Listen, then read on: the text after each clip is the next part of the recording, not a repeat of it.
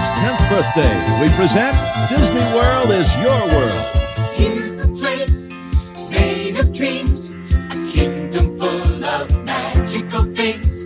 If you believe this song we sing, you may never want to leave Disney World, Disney World, for every boy and every girl, a happy ever after world.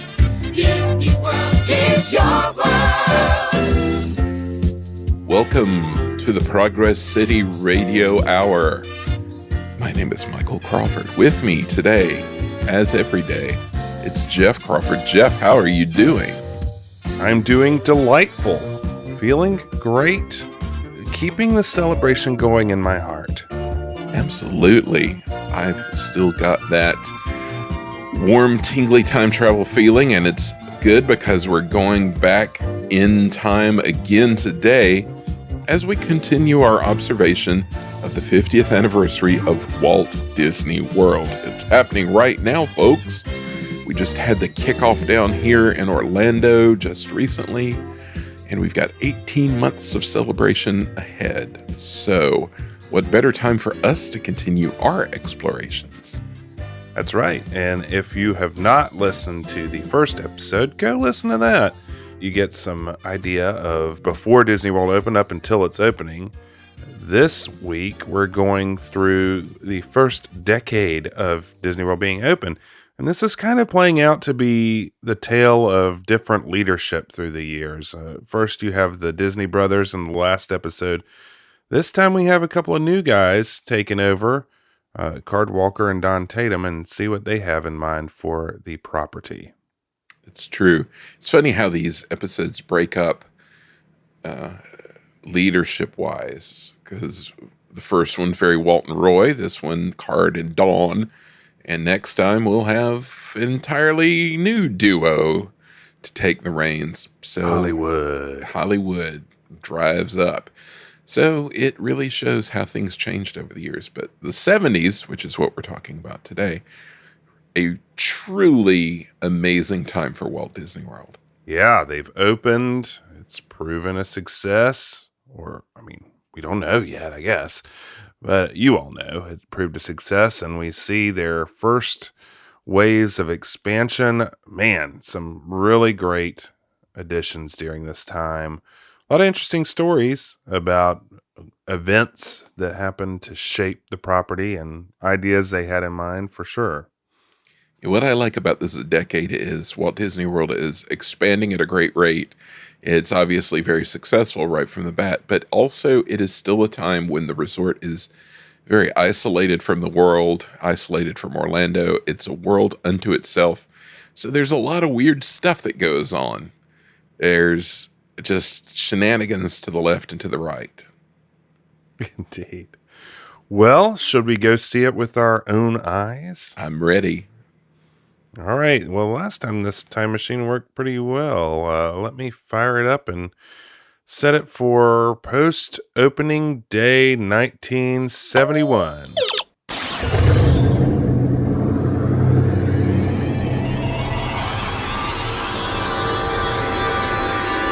Our goals for Epcot Center are quite clear.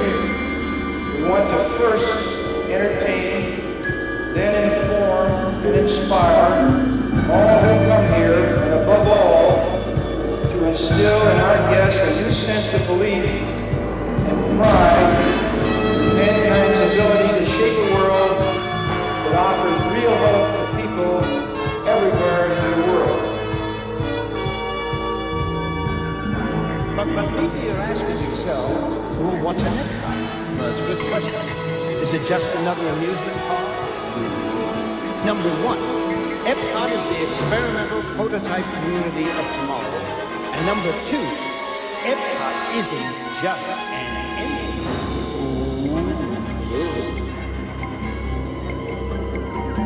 Betty fruit, fruit, Betty, Betty fruit, fruit, Betty fruit, fruit, Betty, Betty fruit.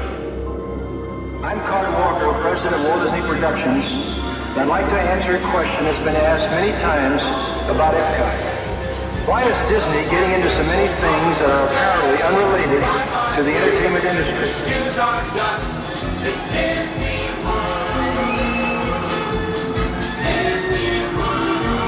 There are many places to stay in Walt Disney World. There's the townhouses, villas, and even tree houses. But nothing beats staying out here in Fort Wilton. It's 650 acres of campsites, cookouts, and trail houses. Walt Disney World Village is a special corner of the world. You never know who will bump into. And our crew's guaranteed to put a smile on your face. You've saved the best till last. Space Mountain. I know you've heard of it. Come on. Launch control, this is Space Venture. Radio is on. Roger. LV standby.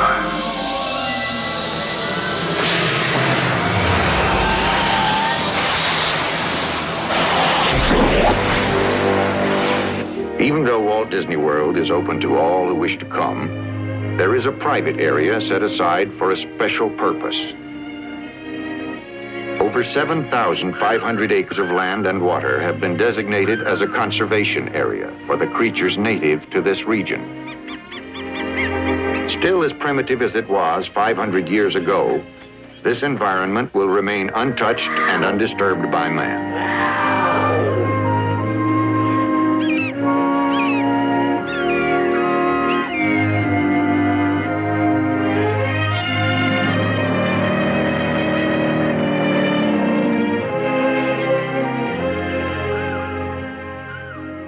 After years of effort and no small amount of doubt in some quarters, Walt Disney World had finally opened. Roy Disney had pulled it off. He had done the near impossible and made the first steps of Walt's dream come true. Only recently have I come to realize just how important this was to Roy, and he really did give it his all. His fiscal brilliance made it all possible, and his constant motivation to finish on time put the project over the finish line. Sadly, Roy Disney never had a chance to completely revel in the vacation kingdom which he had created. On December 20th, 1971, he passed away. But before he died, he had started to cast his eye towards what would come next for the Florida property. With all of the company's assets and efforts turned towards the completion of the theme park area of the resort, there had been no time, money, or labor to think beyond opening day to the creation of Epcot.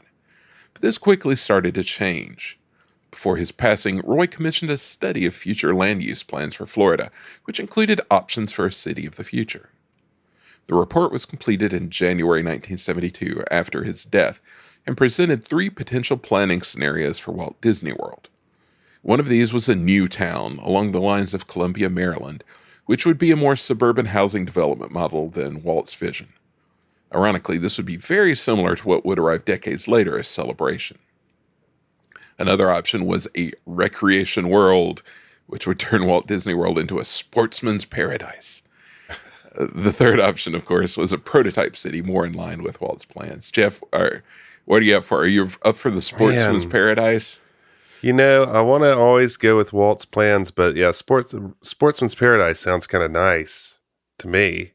What do you think? The plans sound like Celebrity Sports Center on just a massive scale all across property.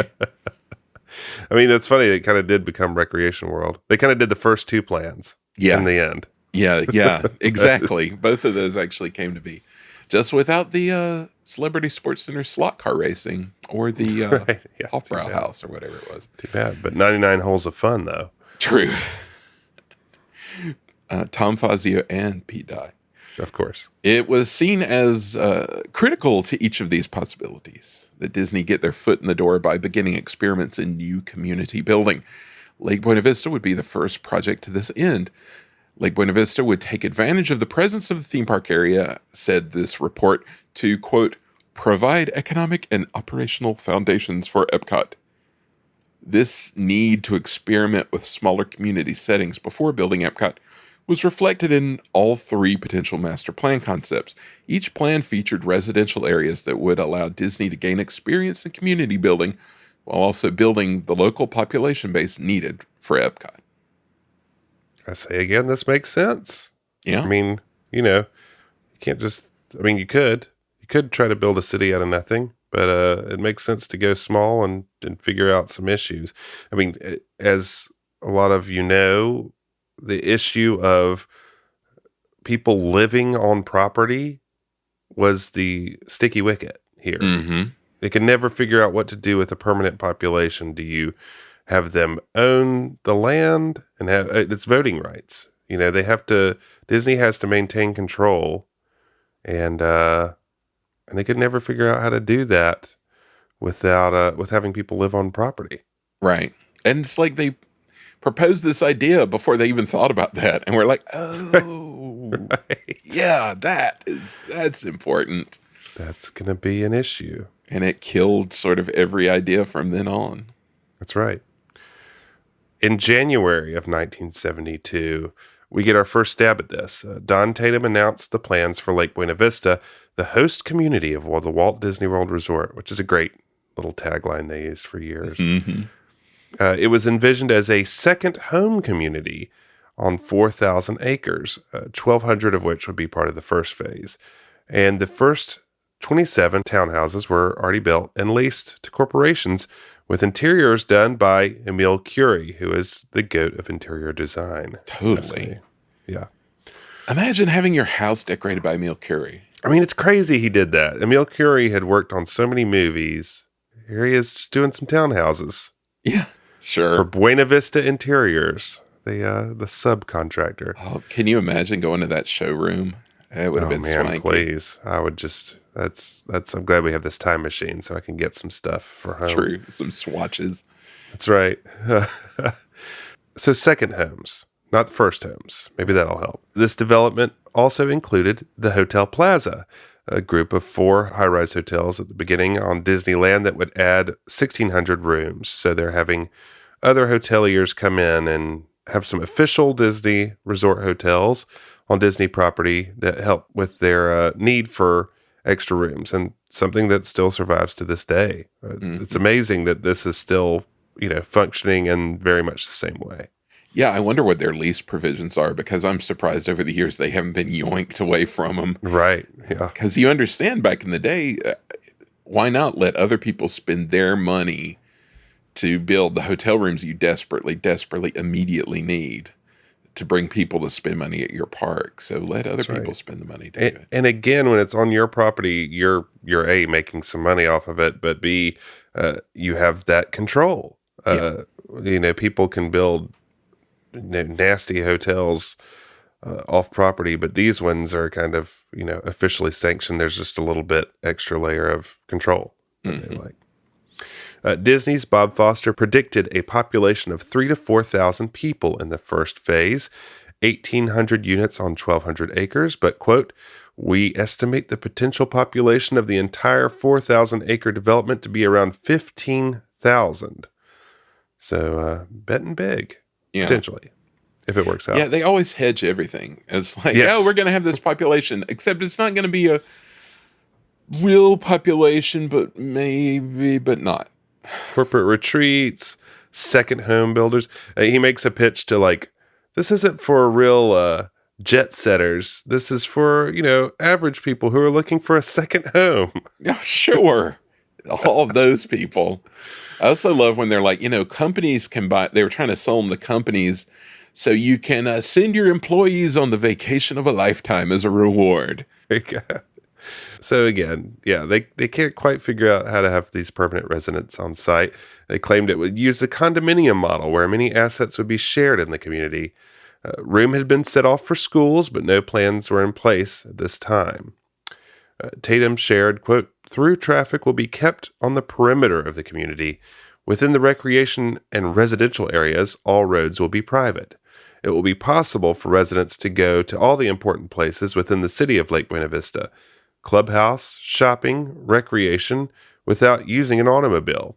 We'll have a system of waterways, pathways, and trails designed for boats, electric carts, horses, bicycles, and pedestrians.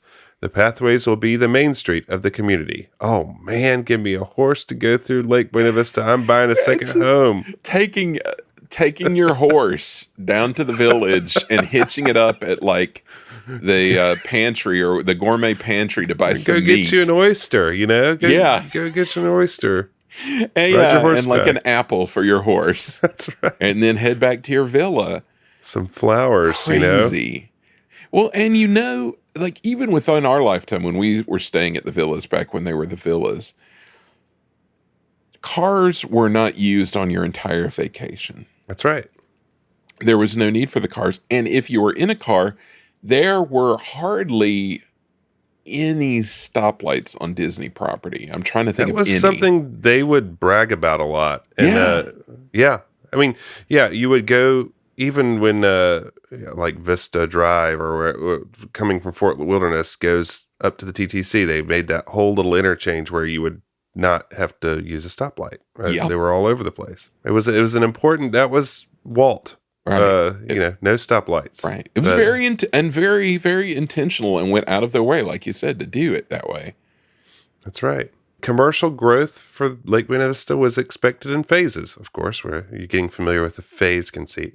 The first being, quote, an area of convenience shops for residents and their guests, according to a Palm Beach Post article. What does that mean? Johnny's Corner. Yeah, I guess. Part 2. Second would be, quote, a cluster of art and handicraft shops, boutiques, and waterfront restaurants inspired by places like Carmel and La Jolla in California. They'll be arranged for the fun of browsing. Oh, my. Then, quote, the subsequent 2 phases of the commercial center are to include a suburban regional shopping center and a more urbanized office park complex. Also on tap for the community was a hospital, post office, and golf course. So some of this happened. Mm-hmm. I mean, we got the golf course, obviously. They did get a post office there in the village. And they did get, it's not a hospital, but it's a clinic. And it is still there. That's right. Right off of 535. It's now Advent Health Clinic, actually. But it was I can't even think of what it was called, like the Buena Vista Clinic for a long, long time. So some of it happened. And the office park, we got one building in the office park, which was the Sunbank building, which is still there. Also, the casting office and Team Disney are where that office park would have been as well. On June 9th, 1972, the first Walt Disney World grad night was held. Featured musical acts included Paul Revere and the Raiders. Oh, yeah. The Staple Singers. Oh, yes. Saltwater Express, of course. The Country Jubilees. And a Canadian pop group called the Stampeders. This event would remain a Disney staple for decades. In the mid-1970s, an incredible promo film for Grad Night was created, featuring, as a pair of magical Grad Night minstrels, those irrepressible scamps, the Saltwater Express. Yes. Yeah, this video was played at a Destination D event to great acclaim, and they briefly made it available online, bless them. So why wouldn't we play a little of the Saltwater Express's soulful stylings?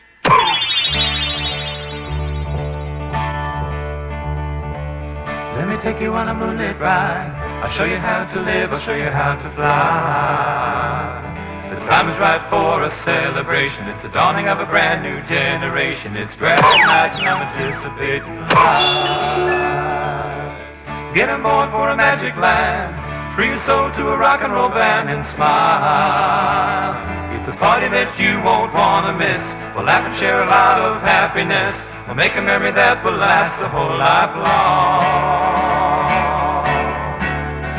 Moving on to find a brighter day, a brand new world, a warmer kind of sunrise, a misty kind of moonlight in her eyes. Moving on, you can touch the morning star. It's not that hard to make a dream come true. Dreams come true, it's up to you.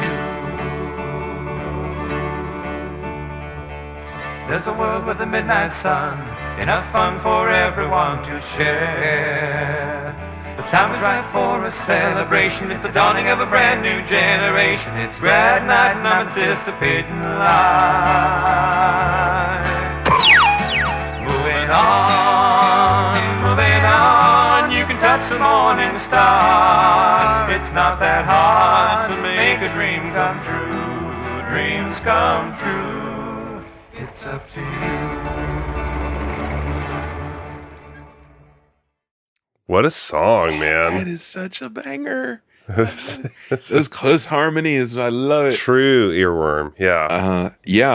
Mysteriously, I like the midnight sun, very mystical.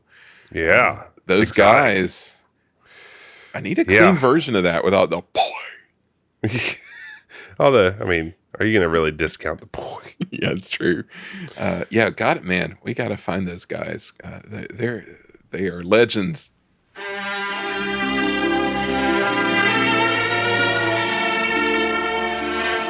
Attention, please.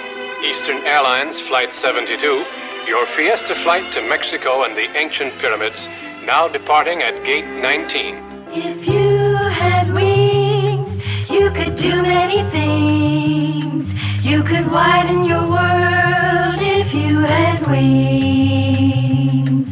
If you had wings, had wings, had wings. If you had wings, had wings, had wings, had wings, had wings. Also in June of 1972, we had If You Had Wings open. Yeah. Which was free. They're just giving it away.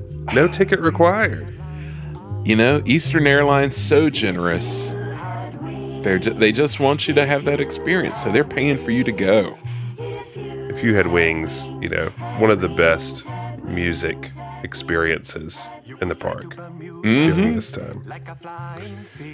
According to an article in the Tampa Tribune on June 12th, 1972, the ride is, quote, difficult to describe, as said by Truman Meyer, chief publicist for Walt Disney World. Great job, Truman. Truman was let go later on that day. I mean, what in the world? Difficult to describe. I don't know. Give us a quote, Truman. What's the ride like? Well, hard to say. Hard to say, really. It's free. It is kind of hard to describe. I will give him that. Yeah, you mentioned this music. This is good music. All different styles of twists on a theme.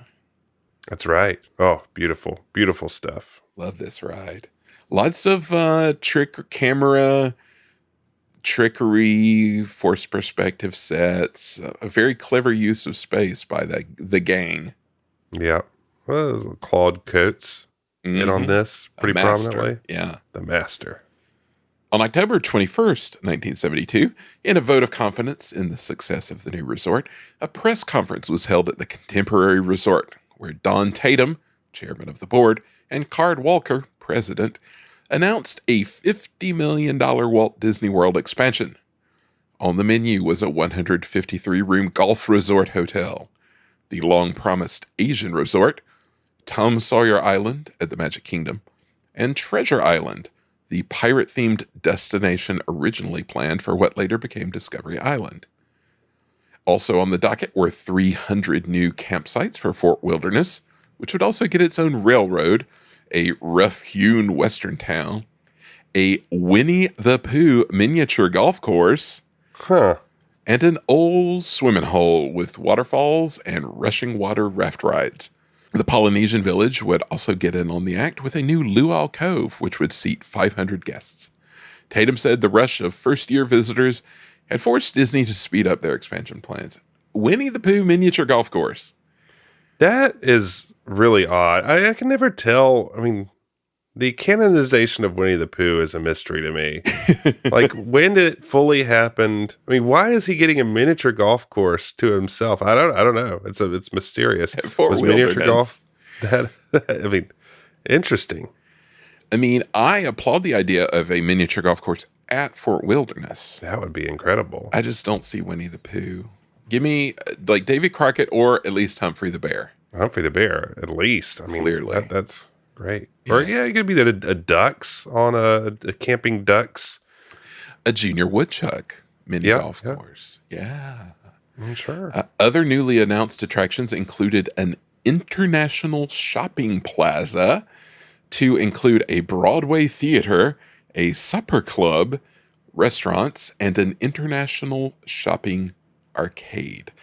This is probably the original seed of the World Showcase concept. We had presented at a Destination D event this concept that Jim Jeffords, I think, came up with for a international mall that would be somewhere maybe between the Magic Kingdom and the Contemporary, with all sorts of international themed things. And so this is probably the root of World Showcase.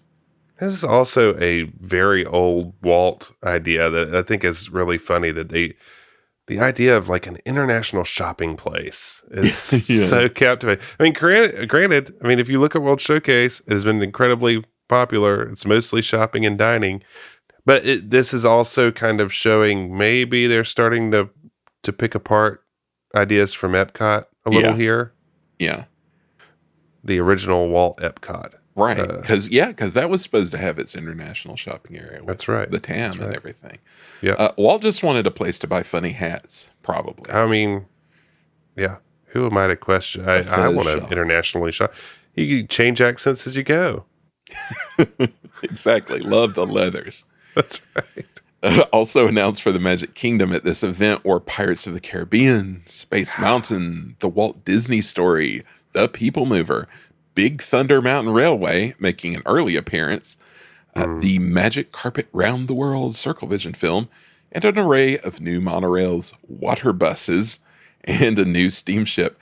They even mentioned the addition of a Castle Arts and Crafts shop and Lancer's Inn, the restaurant, to Fantasyland, and a shade canopy for Mad Hatter Tea Party. So they were. Some of this is a response to guest relations complaints. They're like, "Hey, we're going to put the shade canopy on the Mad Hatter's Tea Party. We're bringing Pirates of the Caribbean." Yeah, exactly, and we're adding more food. This is another tell here to me. It's if Big Thunder is there, that means they're thinking they're not going to do Western River Expedition already. Mm-hmm. Even though they still kind of talk about it, they didn't talk about it here though. Just like Epcot. Yeah. Yeah, exactly. Card said that the bumped up timetable would not affect the timetable for Epcot, adding that he expected construction to begin on Epcot in 1974. Tellingly, and this is the ultimate gotcha quote in all, I'd never seen this before in all my Epcot doings. Somehow I'd missed this quote, and this is nailing him to the wall. He told the press, quote, "We really don't know what Epcot is or how to get a hold of it. But everything we learn as we go along will go into the planning of Epcot." But we're starting in 1974. But it's coming soon. We have no idea what it is or how to get a hold of it. But I tell you what, man, the Floridians were antsy about some Epcot. They needed some Epcot. They were promised it. They did all that legislation. They did not let up on asking about Epcot. And Disney felt that pressure for sure, I feel like. I love all the letters to the editor you'll find during this decade of people writing, "Whatever happened to Epcot? Right. What happened to that Epcot thing, huh?" And like you said, the legislation was predicated entirely on Epcot. And so like legislators were like, "Hey, we gave you all this power and you're making an awful lot of money, so where's Epcot?" Not there yet. They don't know what it is. No. Well, to his point, prototype systems were being developed for Epcot. According to a December 11th, 1972 article, a direct descendant of the space program has been churning out electricity for a single townhouse at Lake Buena Vista, the first unit in Florida that could be the power source of the future. It's called a fuel cell, more specifically a Pratt & Whitney Power Cell 11, a small power plant that produces on-site electricity from natural gas. The fuel cell will be servicing townhouse number 78 at Lake Buena Vista, Walt Disney World's host community, experimentally for about 3 months, end quote. Man, I wish these townhouses were still here so we could go find number 78. I was thinking the same thing. If the vacation villas were just still there, we could go pay homage at number 78. It's pretty cool. These were developed, fuel cells technology was developed for the Apollo space flights, and it says, quote, "The fuel cell unit first to be installed in Florida requires 3 elements, a reformer, the fuel cell, and an inverter. The reformer prepares the natural gas for fuel cell use, where it is combined with oxygen from the atmosphere to produce direct current electrochemically. The inverter converts direct current to alternating current for house use. Now, this was connected to the best ad of all time, Michael. Yes. They're advertising this technology, and it has a woman in a gown with a, holding a rose, looking at it on the fuel cell. She's like standing on the lawn behind the villa, like between the villa and the water, sizing up the fuel cell. That's incredible. It's very sort of twiggy, sort of, I don't know, 70s model person. Yeah, it's nuts.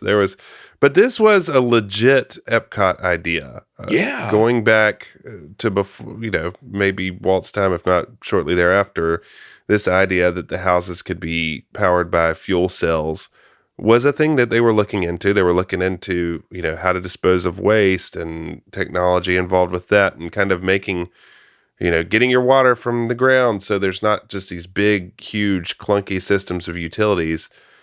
It makes a lot of sense. Obviously solar technology wasn't as developed as it is now, but having every house be, or, a small group of houses be responsible for their power instead of sending it so far. They were looking ahead. Interesting ideas. Yeah, they had this whole sort of closed system thing going on where, they had the advanced system for trash. Then they had an advanced system that was supposed to convert trash to, I believe, natural gas, which would, of course, fuel this. And even at the time, their buses ran on natural gas as well, or they were trying to phase that in. That's right. It's really just like one thing feeds the other. It's like the waste heat from the power plant creating hot water for the hotels. It just all fed together. It was really well thought out. And to their credit, they were really trying to do some cutting edge stuff. Yeah, they went above the necessary requirements. All of this was extra expense. Granted, some of it probably saved them some money in the long run, but admirable, really admirable and interesting. Throughout the early 1970s, all sorts of plans were hatched and announced for the area around Lake Buena Vista. One of these announcements came on February 3rd, 1973, when Don Tatum announced that Disney would sell apartment sites to private developers for the construction of housing to meet the needs of Walt Disney World employees. Yet another mysterious Disney subsidiary was involved, the Madeira Land Company, which was headed by the ever-present Bob Foster. The first sites for sale were to be located in Lake Buena Vista near the Motor Inn Plaza, offering 65 acres on the eastern edge of property. It was expected that within a few weeks, 900 acres north of US 192 and west of Reedy Creek would be offered for development under master plans. These sites would be planned principally for multifamily dwellings and would overlook streams, meadows, and woodlands in a park-like setting in keeping with the master plan for the city of Lake Buena Vista.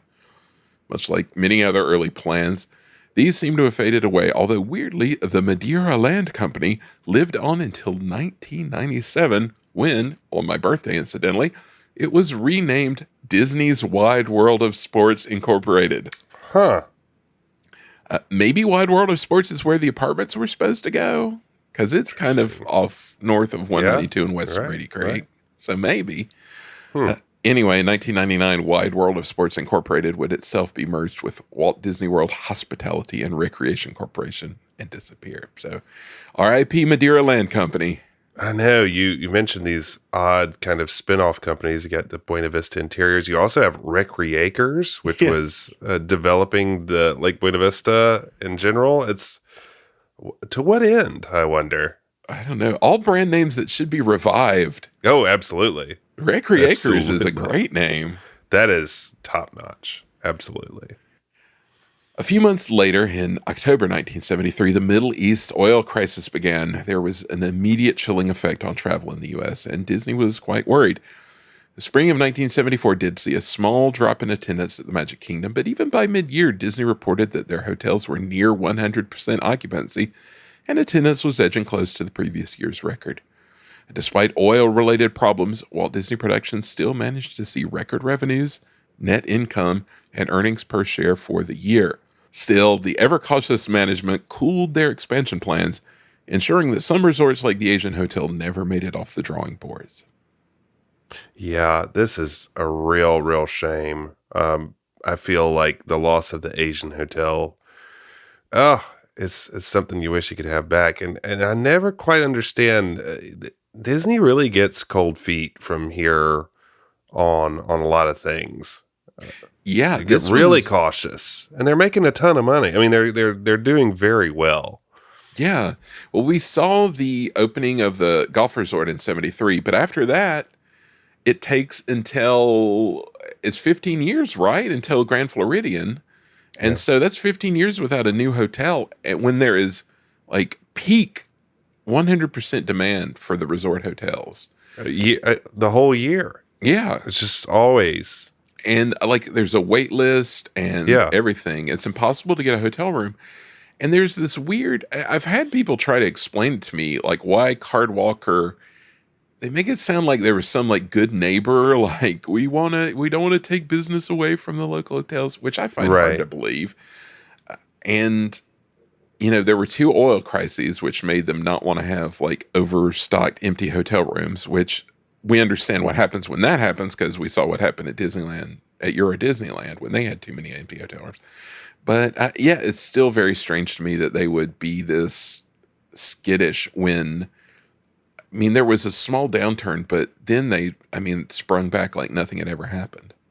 Well, it seems also like the Asian wasn't going to be, you know, near the size of the Grand Floridian. It would have been a modest sized resort that should have been no problem filling. So, you know, as they say, I wasn't in the room where it happens, so I don't know. But one thing that was not getting canceled was Pirates of the Caribbean. The people needed their pirates, you know, and it opened on December 15th, 1973. Rock Hudson there, incidentally, to open up the Pirates with the sword. With the sword. Oh, man. So they got their pirates in the end. Everybody needed the pirates. They got it. In 1974, we have the beginning of the growth of Fort Wilderness and Bay Lake area. Pioneer Hall opens in April. And also Treasure Island opens, which would become Discovery Island. According to the 1974 annual report, the Fort Wilderness Swimming Hole, a major recreational facility, is now being planned for the area. Along with the other existing attractions and activities now available in Fort Wilderness, this themed swimming area will make it possible for the company to develop a ticket book for the campground recreational activities, which is an interesting idea. Mm-hmm. Pioneer Hall, a major entertainment, restaurant, and arcade facility, opened in March and soon established itself as a popular guest attraction and profitable operation. Twice as many guests came from the resort hotels to attend the dinner show at Pioneer Hall than from the campgrounds themselves.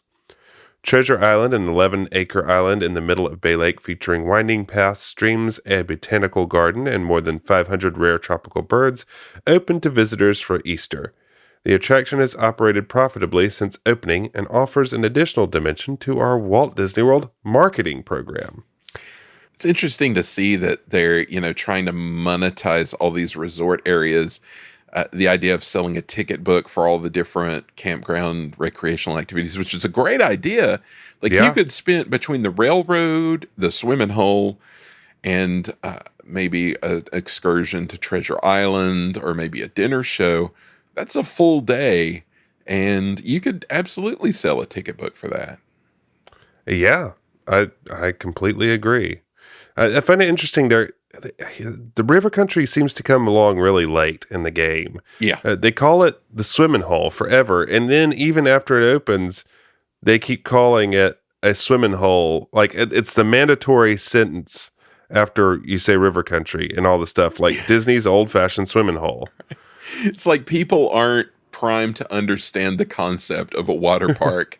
So they have to explain it. More on River Country in a minute, but we have to talk about Treasure Island because according to an article in May 20th of 1974, Disney World has its own Birdman, Michael. And I quote, "When Birdman flies, his birds fly at his side. With their seatbelts fastened, a stewardess is warming their food. Richard E. Wagner, the raw-boned son of a merchant mariner who speaks with the cracker drawl of Pasco County, is traveling far and wide on an exotic bird hunt. A bird lover since he found his first fallen ibis while roaming the wild country of Florida's west coast as a boy, Wagner is a curator of birds at Walt Disney World. His job is to collect and care for 500 birds to stock an island in the middle of Bay Lake. On his trips to retrieve a bird from another aviary, Birdman flies by commercial jet. He buys a ticket for his caged friend, puts him in the adjoining seat, covers him with a blanket, and puts a reserved seat sign on top. Quote, "Usually they pre-board me and put me on the back of the plane," says Wagner. "The stewardess puts the food, a special formula, in a baby bottle warmer, and I'll feed him right there with a spoon." A peacock running loose hustles to his side while he calls out, "Hey, little bit." He scratches her under the beak. Michael, the Birdman. Shout out to Andy Castro, the Birdman of Walt Disney World. This, first, we just got to talk about the prose in Florida newspapers in the 1970s. Oh my gosh. The raw-boned son of a merchant mariner. Is this a pitch for Disney Plus? What's going on? It is. Cracker drawl of Pasco County. Yeah. This guy sounds like a character.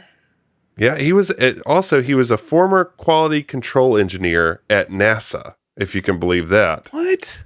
Which I find... He just loved birds. Yes. Can we talk about him living in the shadow of Radio Nick, who we talked about in the Bay Lake episode? I mean, this guy sounds not too distant. I mean, Radio Nick was raw-boned, for sure. Totally. And probably had a cracker draw.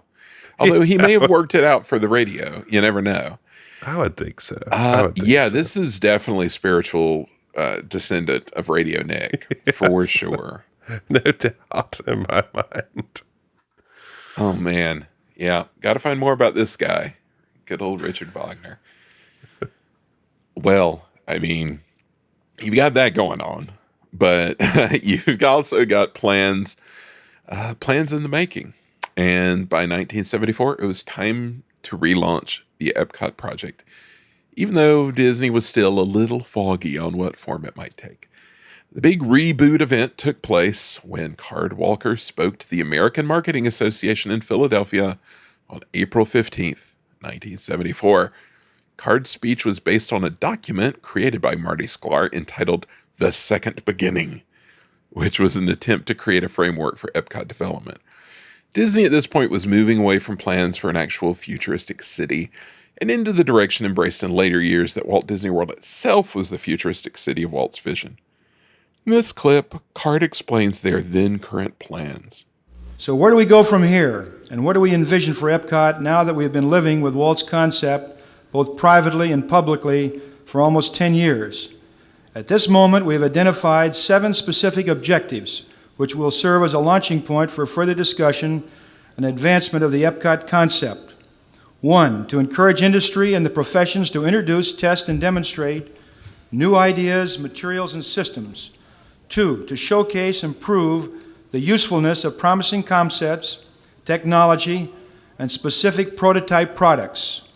3, to provide an ongoing meeting place where creative people of science, industry, and the arts from around the world may gather for days or weeks or months to discuss and develop specific solutions to the specific needs of mankind. 4, to advance the excellence of environmental planning. 5, to bring together in a living, working, creative environment people of varied interests, talents, and backgrounds who will live together for days or weeks or months in a community and climate where experimentation is accepted and fundamental. 6, to create an artful and efficient environment, a community fashioned in human terms and human scale that begins with the belief that people who live and work and play in it are the heart of the city. Epcot will offer the optimum environment for testing the newest in educational concepts and technology. It will hopefully bring together in one place the best new ideas of the educational and business communities to showcase the most modern and innovative educational techniques available anywhere. And last, to provide for the first time anywhere a practical basis for investigating and proving not only the popularity but also the economic feasibility of new ideas, materials, and systems introduced and tested here. To repeat, the needs of people provide the foundation for Epcot. We believe these needs must be expressed not only in a physical sense, but also in terms of the involvement of people. As an experimental prototype community, Epcot must continuously be visited by and obtain the newest ideas from the best creative people in industry, in America, and around the world. And this sharing concept will be greatly advanced by exposure to the broadest possible audience within Epcot itself. Therefore, while Walt Disney Productions will seek long-term commitments from industry and nations to participate in Epcot, we do not seek the commitment of individuals and families to permanent residence. To the contrary, Epcot's residents will primarily be visitors and participants in 5 categories. 1, visitors enjoying a vacation holiday experience within the city of tomorrow. 2, participants in seminars and professional discussion groups. 3, students and educators from around the world visiting to study Epcot and learn from the leaders of the industry. 4, R&D employees of industry assigned to participate in a specific project with an Epcot task force. And last, families of industries, businesses, and nations participating in Epcot. Added to that, more than 10 million people who will, we hope, continue to visit Walt Disney World in the future. As to the brick and mortar, the city itself, it seems to us that Epcot, just as Walt Disney said, will never be completed, and as long as there is imagination left in the world.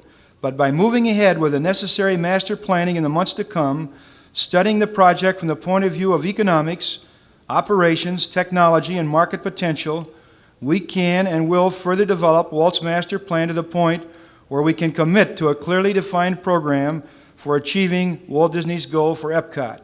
It seems to me that we will begin with the construction of a permanent international showcase in which the nations of the world may participate on a permanent basis to demonstrate their culture and their products. Also, we will begin talking with American industry about the Showcase Industrial Park, and we will proceed with elements of the low and high density housing. All of our work would point to the time when the economics would justify the support for the construction of the downtown center. In the coming months, we will conduct a series of discussions with leading businessmen, industrialists, scientists, and artists, and we will organize research teams to begin attacking one by one the problems involved in bringing to reality this concept. In 1964, Walt's concept and perception of the public need was truly visionary. To us, it seems that the Epcot concept is even more viable and even more sorely needed today. I don't know what they're doing. No. I love how he gives lists like Dwight Schrute. Yes, 1. Totally. Yes. It's totally what that is. You can see in this sort of mid-morph snapshot where the final Epcot stuff came from originally. Like you can see that the international shopping area from Epcot City evolved into a separate shopping area, then evolved into World Showcase, then evolved into Epcot World Showcase. The industrial park, which was supposed to be south of the city, where it was like, factory tours of cutting edge industry, that evolved into Future World. And this is kind of the midpoint of that. Is kind of crazy. Right. But man, so many questions still out there of what is it, will it be, you know? They're still punting on the downtown element, for sure. You mean the community core? Exactly. I wonder. Meanwhile, they got to work on Lake Buena Vista while they're figuring this out. And in July of 1974, Disney announced that they were slated to partner with Grant Corps to build 600 townhouses and 400 apartments in Lake Buena Vista, abandoning the previous apartment building idea we mentioned earlier. Also in the planning stages for the first time was a retirement community, which I'm kind of surprised they never did, because Lake Buena Vista is one step away, and it was, that was a popular idea of the time. Yeah, it was. I'm reminded of the Arthur C. Clarke novel 2010, where the astronaut Dave Bowman's mother is in a retirement community in the city of Epcot. Oh, right. Yeah. Forgot about that. So maybe simultaneously he had seen that they were planning one at Lake Buena Vista. Could have been. You also later that year in 74, you have the Lake Buena Vista Golf Club opening with, maybe that had a convenience area in it. Who knows? But nice little area there. Moving into 1975, we have Space Mountain. I know you've heard of it.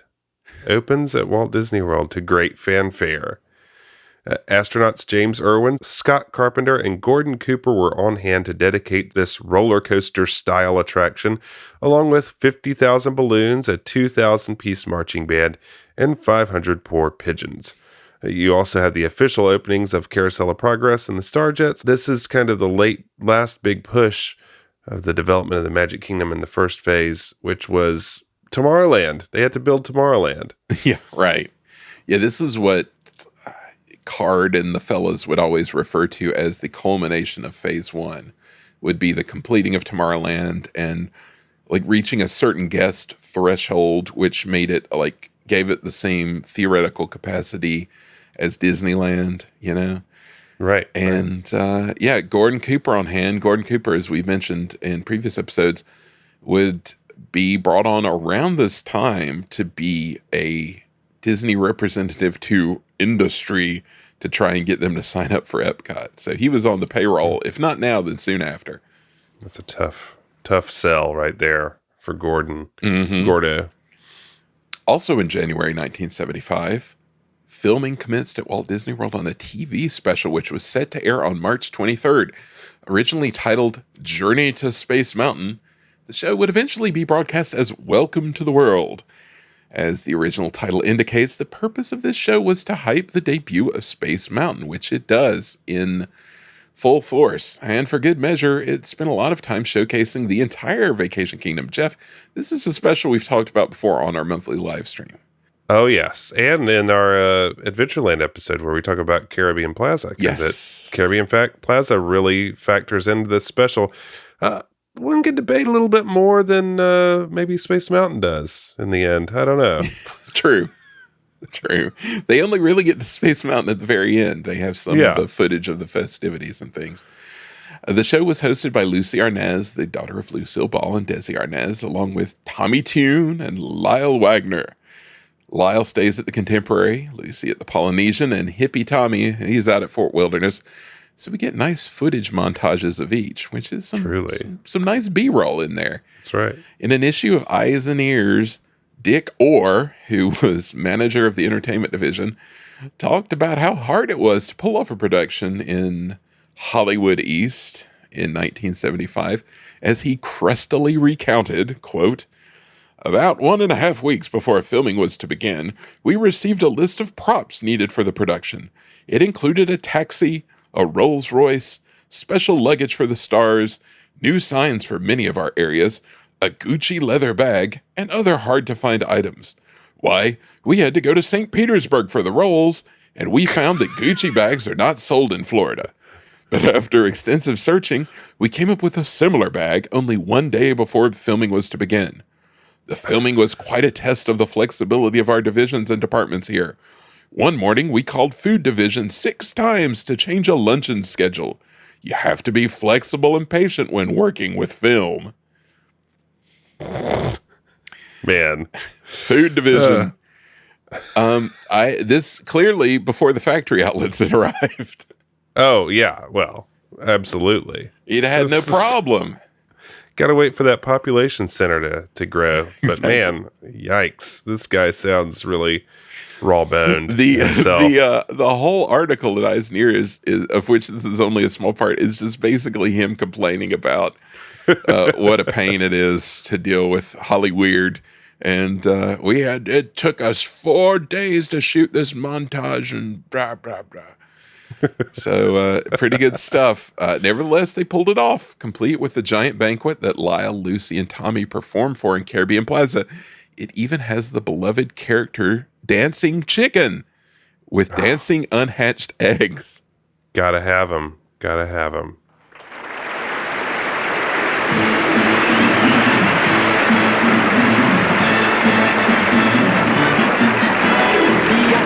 We have no bananas. We have no bananas today. Sí, no tenemos bananas. No tenemos bananas aquí. Good evening, ladies and gentlemen, and welcome to our Banana Review. My name is Lyle Wagoner, and in Banana Land, the name Lyle sounds like this. 6, 7, 8. Lyle, Bobile, Banana, Popeye. 3, 5, Mobile, Lyle. Buenas noches, amigos. Me llamo es Tommy. T-U-N-E, ahora yo hablo banana. Tommy, Bobami, banana, Popeye. 3, 5, Momami, Tommy. And now, ladies and gentlemen, I'd like to introduce you to the star of our Banana Review. She's a girl who's completely bananas herself, but has lots of banana peel. La boca cerrada no entran moscas. Todo lo que brillaba no es oro. Eddie con Eddie cigarros, Eddie con Eddie mamil. Lucy, Bobusi, banana, Bobusi. P5 Momusi. Ladies and gentlemen, Senorita Lucy Arnez.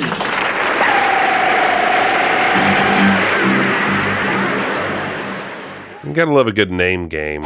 Yeah, my favorite aspect is the canned laughter. I mean, it's a live event, but they still have to put in canned laughter as if people are delighted at the name game. Oh my gosh. Also, Tommy Tune with the Spanish translation for some reason. I don't. Maybe Tommy Tune is of Hispanic origin. I don't know, but yeah, that whole thing it's quite a show. There's a lot there. The Yellowbird. I'll never forget the Yellowbird. Never forget Yellowbird. A lament, soulful harmonica solo surrounded by 2 cartoon chicken people, which are making odd Foley. Yeah. It is. Well, the opening of Space Mountain, like Michael said, would signal the completion of Phase 1. And we would begin to see a shift into looking ahead into the next decade. There was work to be done in Lake Buena Vista, but more and more the focus would shift to making Epcot a reality. Here's to the future. Here's to the future. Here's to the future. Here's to the future and you.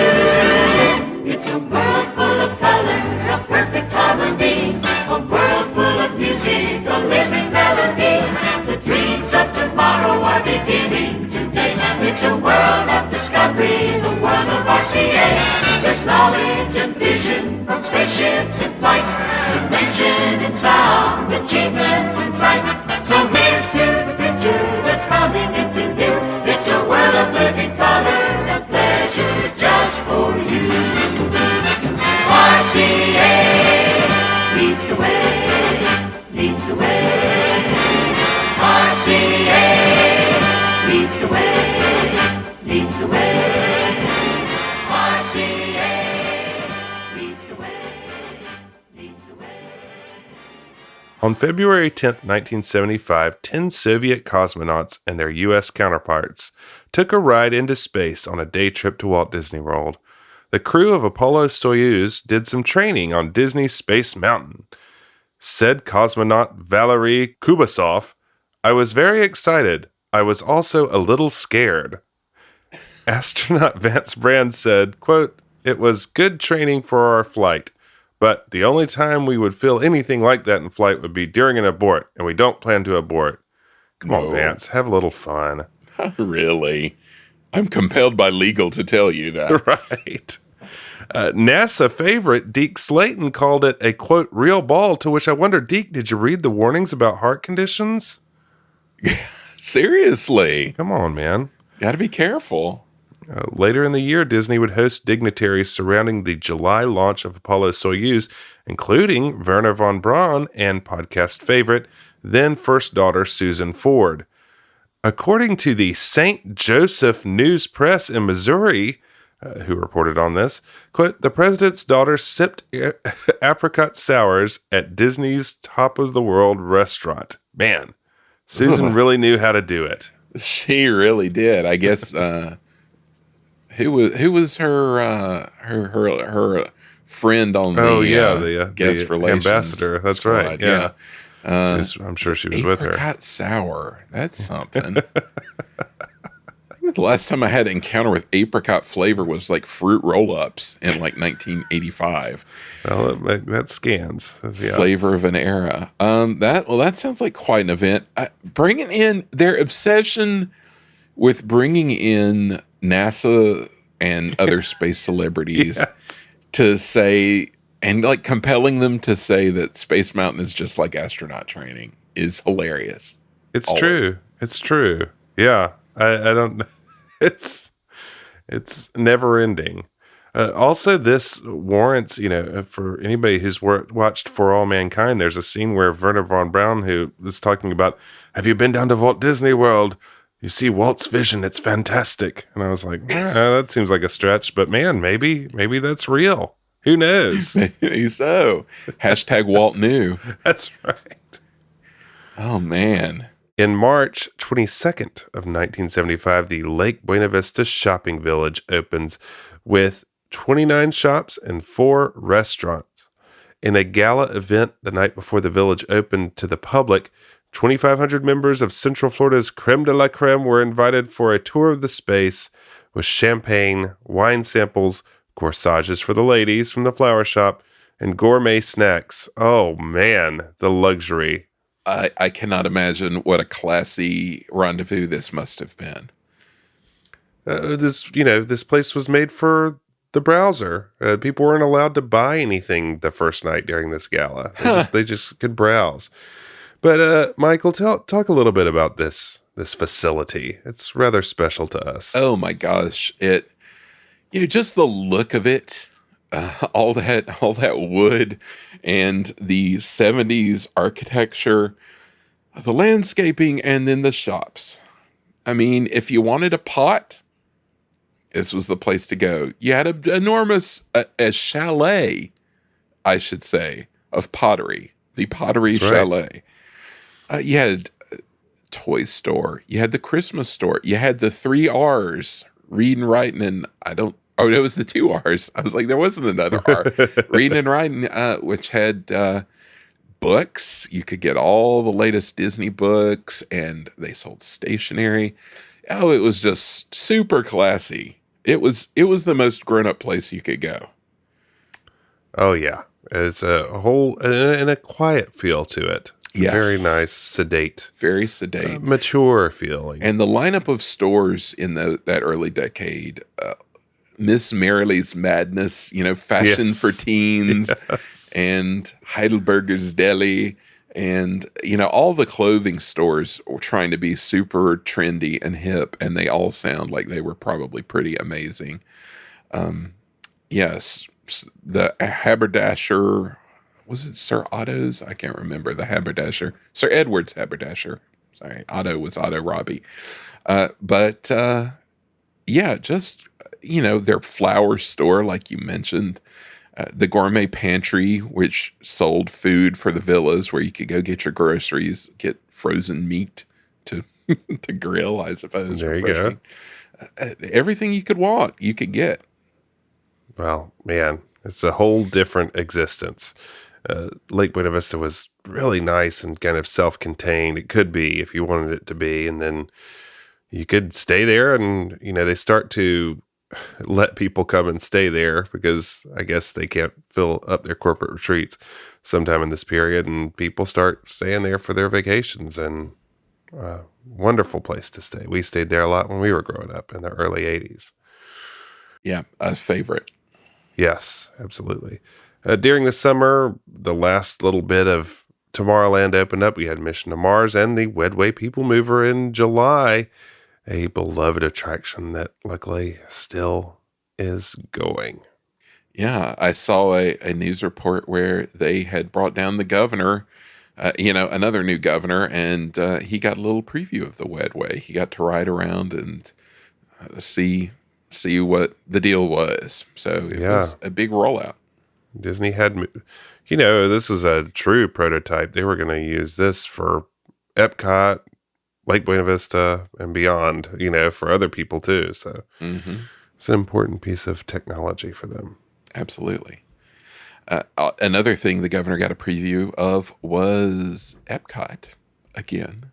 On July 14th, 1975, Cardwalker and Don Tatum gathered the media, representatives of private industry, and ambassadors and dignitaries from 14 countries at the Contemporary Resorts ballrooms to announce Epcot again.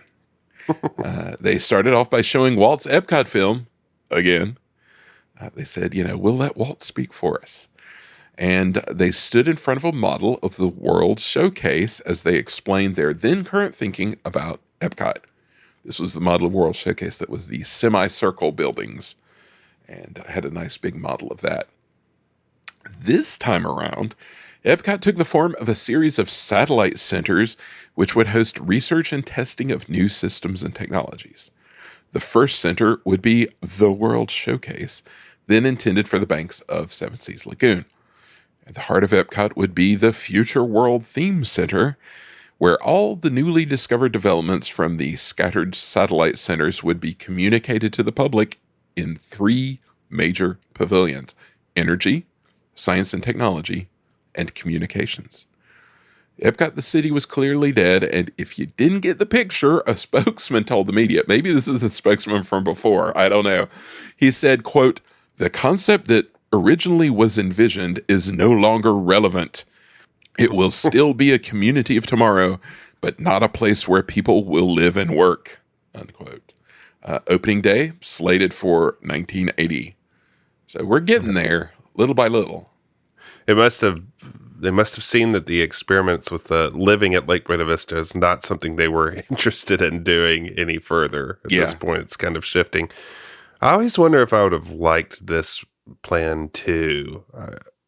This is interesting to me. The World Showcase being up on the Seven Seas Lagoon it's kind of interesting to think about what that would be like in the Future World Theme Center, and the abilities to build these kind of smaller centers.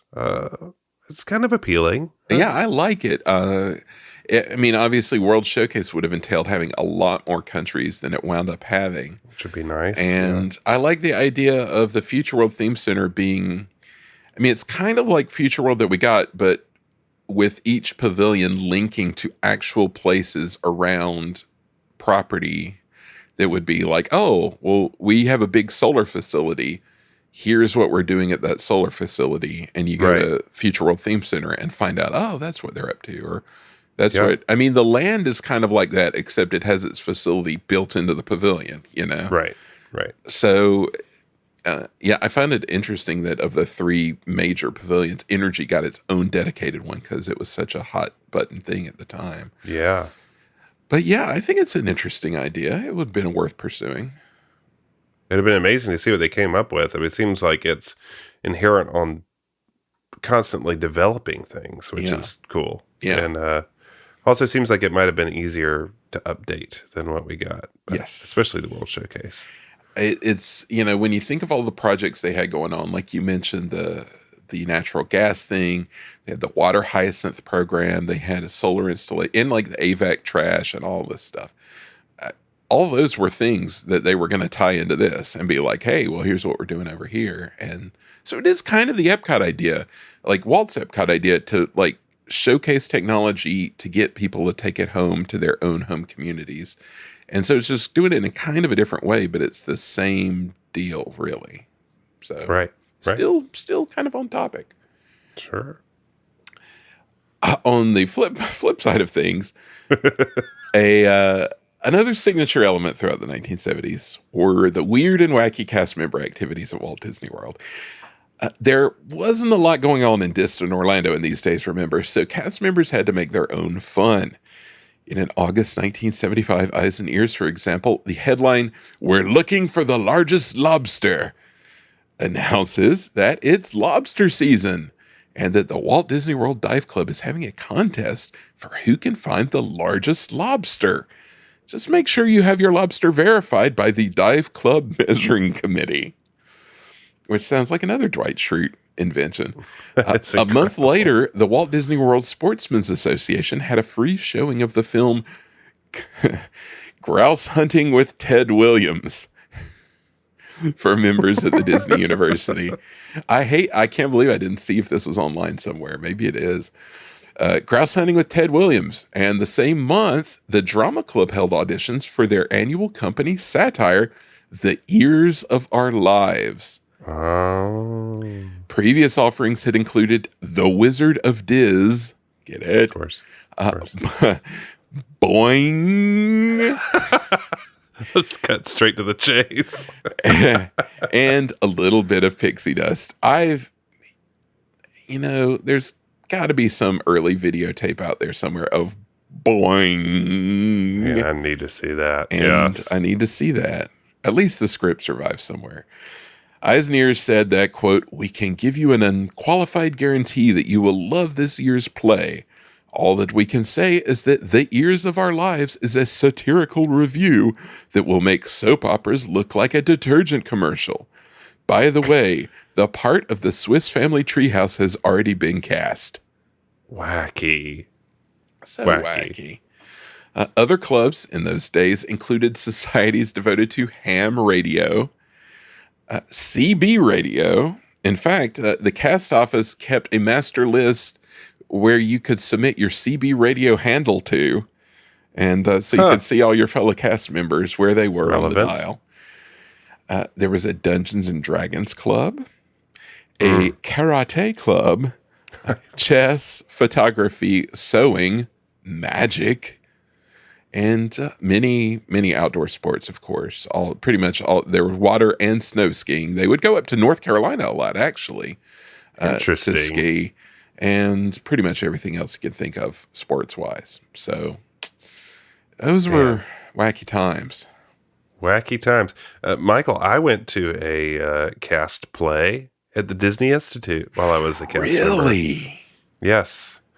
It was a Sherlock Holmes play called Holmes. I think it was a musical. Was it an original or was it a I don't think pre-existing? so. I don't think so. Okay. It was not like Ears of Our Lives. No. Or Boing. But I think you the mean spirit was still Boing. there. Yeah, I do. Oh, that's interesting. Did anyone say, "I can't believe I'm doing this" during the play? I would have yes. worked that into Everybody the script said, I somehow. said that. Yeah. I said that to myself. Another hallmark of those days were weird events at the Lake Buena Vista Village. Whether it was meet and greets with Darth Vader, citrus-centric events, or a celebration of the apparent fad sport frapping. They had a frap off, they called it. Okay. There was something for everyone. In October of 1975, Godzilla, Robbie the Robot, and Gort from The Day the Earth Stood Still all made appearances. Now, we've mentioned several times in the past the spooky mask fad in the Magic Kingdom, which saw spooky masks being sold in locations on Main Street and in Fantasyland and Liberty Square. The company behind these masks sold on Disney property was a guy named Don Post, apparently referred to as the Godfather of Halloween, who invented the over-the-head latex Halloween mask. Oh, wow. Yeah, it was That's Post. a big invention. Yeah, big invention. Post in the 1970s created a latex mask of William Shatner, which would be painted white and used as the face of Michael Myers in the 1978 film Halloween. What? Yes. Never heard that. That is It's crazy. William Shatner, painted white. Jamie Lee Curtis to this day can't even speak to William Shatner. I don't know. That's not true. Probably wouldn't want to. Anyway, when Don Post visited the village, he brought some of his newest creations to a show under the Captain's Tower. Gotta love that Captain's Tower. That's right. In a show sponsored by the village toy shop, Toys Fantastique. He also had the full body costumes I mentioned earlier to show, including a 200-pound foam rubber Godzilla suit, which was worn by village host Carlos Alexander, which I'm sure was extremely pleasant. Oh, no doubt. No doubt. Yeah, just a little hint of what was going on over at the village. It was really they opened their doors to the community at the village. You saw a lot of interesting you could call them non-brand essence events. That's a Disney term. Yeah. Yeah. Stuff you would never see in the Magic Kingdom. And a lot of festivals that really paved the way for the Epcot festivals. They had a wine festival that was annual. They had the Festival of the Arts, which, found a second home kind of at Epcot. So a lot of events year round. At the end of October 1975, a film crew arrived at Walt Disney World for location shooting. The film was the Walt Disney Pictures production Treasure of Matacumbe, starring Peter Ustinov. A crew of around 90 spent the week filming at Walt Disney World and in the mangrove swamps bordering the Lake Butler chain near Bay Hill, the old Tibet Butler Preserve back in the day, a movie set. According to Eyes and Ears, the film was to feature, quote, both, quote, good guys, unquote, and, quote, bad guys, unquote, narrow escapes, pitched battles, and surprising encounters. Who doesn't love a movie with surprising encounters? It sounds like it's got everything. That's about all that you can put in a movie. Yeah. Narrow escapes and surprising encounters. Kathy Shannon, who was an environmental associate with Disney's Environmental Protection Department, escorted the film crew into the Central Florida swamps to help the production with environmental and ecological aspects of the film. Very forward-looking. She even wound up being cast as an extra. Does that film have to be pronounced that way? Yes. That's what I thought. It's mandatory. Sure. You got to lean into Matacumbe. I haven't seen that probably since we were kids. I need to watch that again. It's on the Plus. I can't remember seeing that. So yeah, must watch at some point. I remember we rented it, a million years ago. So from Curtis on Mathis. The Plus, so probably. Yes, probably from Curtis Mathis, in fact. But things kept happening. The 76 was a busy year. On the 13th of January, 1976, Card Walker addressed the first convocation of the Florida Institute of Technology, now known as UCF. The subject, of course, was Epcot. After giving a speech about his rise from mailboy to president of Walt Disney Productions, Card talked about the financial risks Walt had taken throughout his career. The theme of the talk, it was reported, was that although one is a dreamer, one must also be a doer. Get it? Ahead of the curve. That's right. This is some foundational stuff here. Tom Fitzgerald in the back scribbling notes. That's right. This part of the speech was followed by a pitch about Epcot, which Walker said would be an international showcase where people from all over the world could come to compare notes to solve the world's problems. Also, in January of 1976, Hollywood came back to town for filming at Walt Disney World. On the 26th, the crew of The Mike Douglas Show arrived to record a week's worth of shows in the resort. Along with his unfortunate co-host, Anita Bryant, who was then the spokesperson for the Florida citrus industry, Douglas performed a number of his trademark corny musical numbers, including a very strange romantic ballad directed at the contemporary resort itself. We've played that on some of our live streams, and it always brings out all the emotions. Yes. Prominent guests included our forever hero, Dean Jones, who got in on the act at the Hoop-Dee-Doo musical review and the Polynesian Luau. Astronaut Gordon Cooper made another appearance to plug Space Mountain, which, get this, just like astronaut training. Yeah.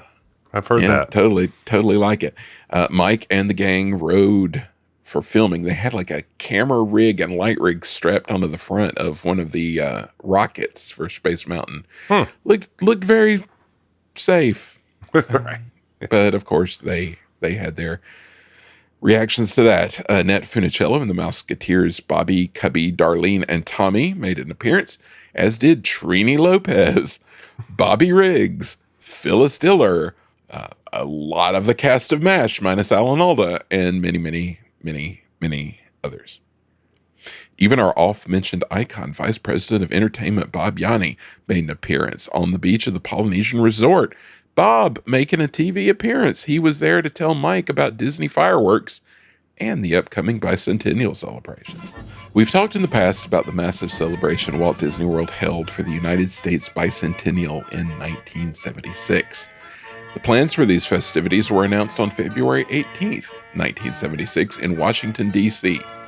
Our programs, they said, will include a parade featuring larger-than-life characters and floats which are expected to attract the largest audience ever to attend a live production in history. Yes. The parade plans were unveiled in a ceremony at the U.S. State Department in cooperation with the United States Travel Service and the American Revolution Bicentennial Administration.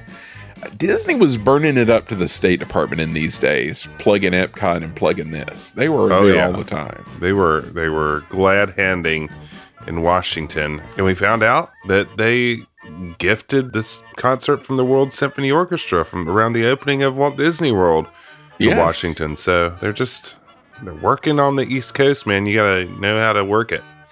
Haunting the hallways, absolutely. Don Tatum predicted that more than 25 million guests would see America on parade at Walt Disney World and Disneyland during the 15-month run of the show, which was set to begin that June. This was a big show, as we've talked about before. The parade's 50 units averaged more than 20 feet in height, and some were over 30 feet long. As we mentioned, this necessitated the first rebuilding of the bridge to Liberty Square, because its arch was just too large for the lengthy floats. And of course, Disney constructed more than 150 People of America living dolls, each more than 8 feet tall. Through the eyes of a child, Michael. Through the eyes of a child. Watching a witch be drowned through the eyes of a child. Of course, all these dignified observations didn't mean that the wackiness stopped over at Lake Buena Vista. For instance, in February 1976, the village hosted a sidewalk circus with Garbo and Jillian, a mime duo, cutting capers underneath the captain's tower. In March, the village restaurant hosted the quarterly get-together of female clerical cast members. "Attention, clerical gals," said eyes and ears. And it featured some special entertainment in the form of a fashion show during luncheon, featuring fashions from Carolyn's Couture, Country Address, and Miss Merrily's Madness. All of these things modeled by hostesses from Lake Buena Vista. I'm sure they were pleasant. Oh, they've got to be pleasant. But also, can we talk about fashion show at lunch? Yeah, absolutely. It has to be said. Yeah. That was my first thought as well. Fashion show at luncheon, even. At luncheon, even better. Fashion show at luncheon. I can never get enough Miss Merrily's Madness for the young, for the teen, the hip modern teen. There were celebrities too. That same March, the amazing Kreskin appeared beneath the captain's tower. He was performing that week at Top of the World and stopped by the village to entertain guests with some mental magic. But, reported Eyes and Ears, he soon encountered two skeptics in the form of reporters from a local TV station. Quote, "An agreement was set, and Kreskin allowed himself to be secured in a closed room, while the reporters, along with two guests, picked at random, hid a $10,000 watch and case somewhere in the village. Then Kreskin was brought out. He joined hands with the four and began letting their thoughts guide him to the watch. In just under 4.5 minutes, Kreskin was in Sir Edward's clothing shop in front of a grandfather clock. A key to the clock's front door was produced. In went Kreskin's hand, and out it came with the watch. Kreskin the fake, Kreskin the hoaxer. Just ask anyone there Monday, and you sure won't get those answers." Unquote. Now, my question is, who had a $10,000 watch? Yeah. I haven't even calculated for inflation. I'm also jealous of anyone who got to shop at Sir Edward's Haberdasher. Oh, I know. I feel like that would be a happy haunt. The sign for that place was amazing. So good. Yeah. And a clock that you can hide things in, apparently. So, Kreskin. Just shenanigans never end. That reminds me of, we had another prominent musician do a watch trick on me at one time. That is true. Yeah. That is part of Disney World history. Why don't you tell that story?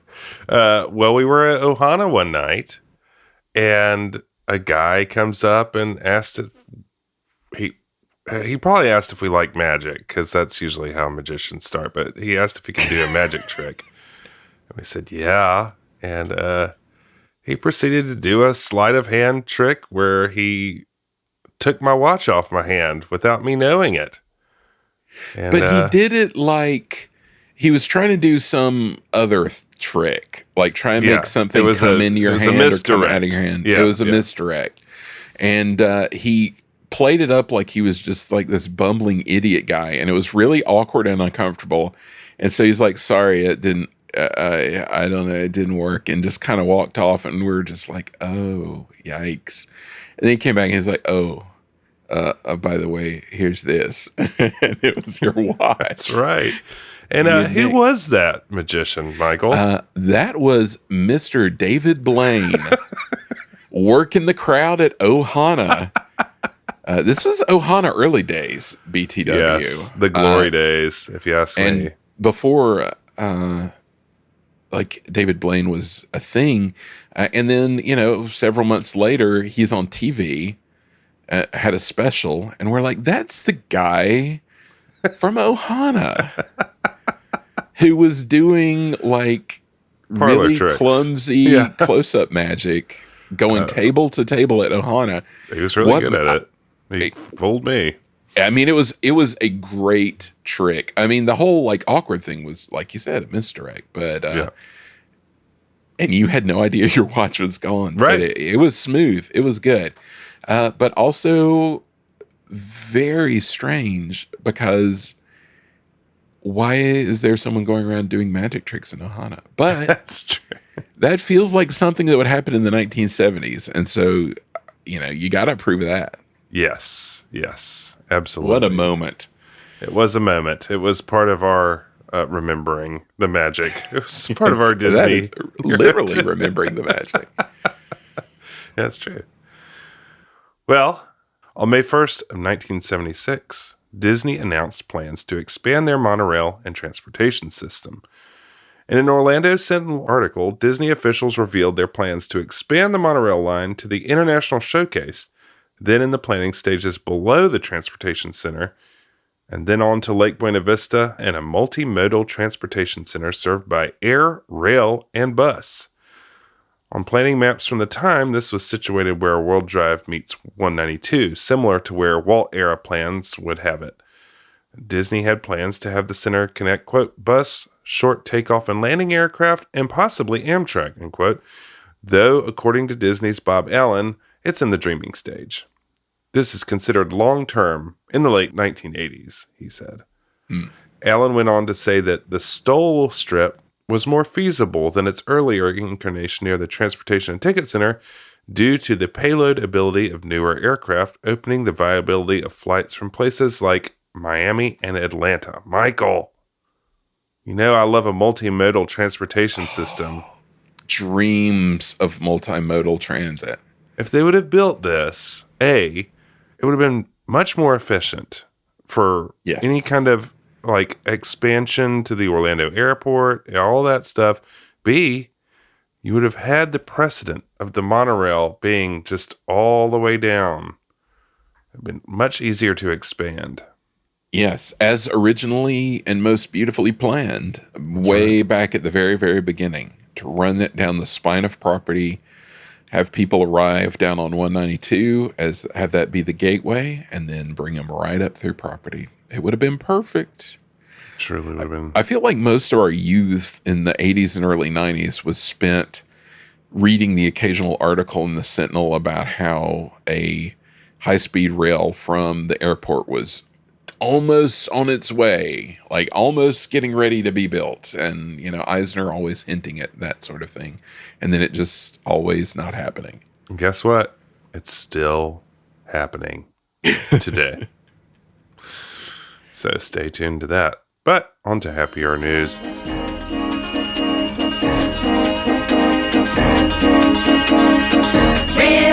country, big river country. It's a hoot, it's a holler, it's a water jamboree.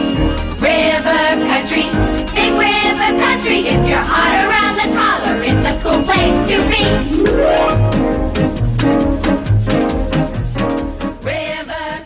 on June 20th, 1976, a favorite river country opened its gates. And man, I love me some river country. It was a wonderful place to be. We previously mentioned, we just mentioned Gerald Ford's daughter, Susan, taking in the sights right after it opened and enjoying some watermelon as she asked questions.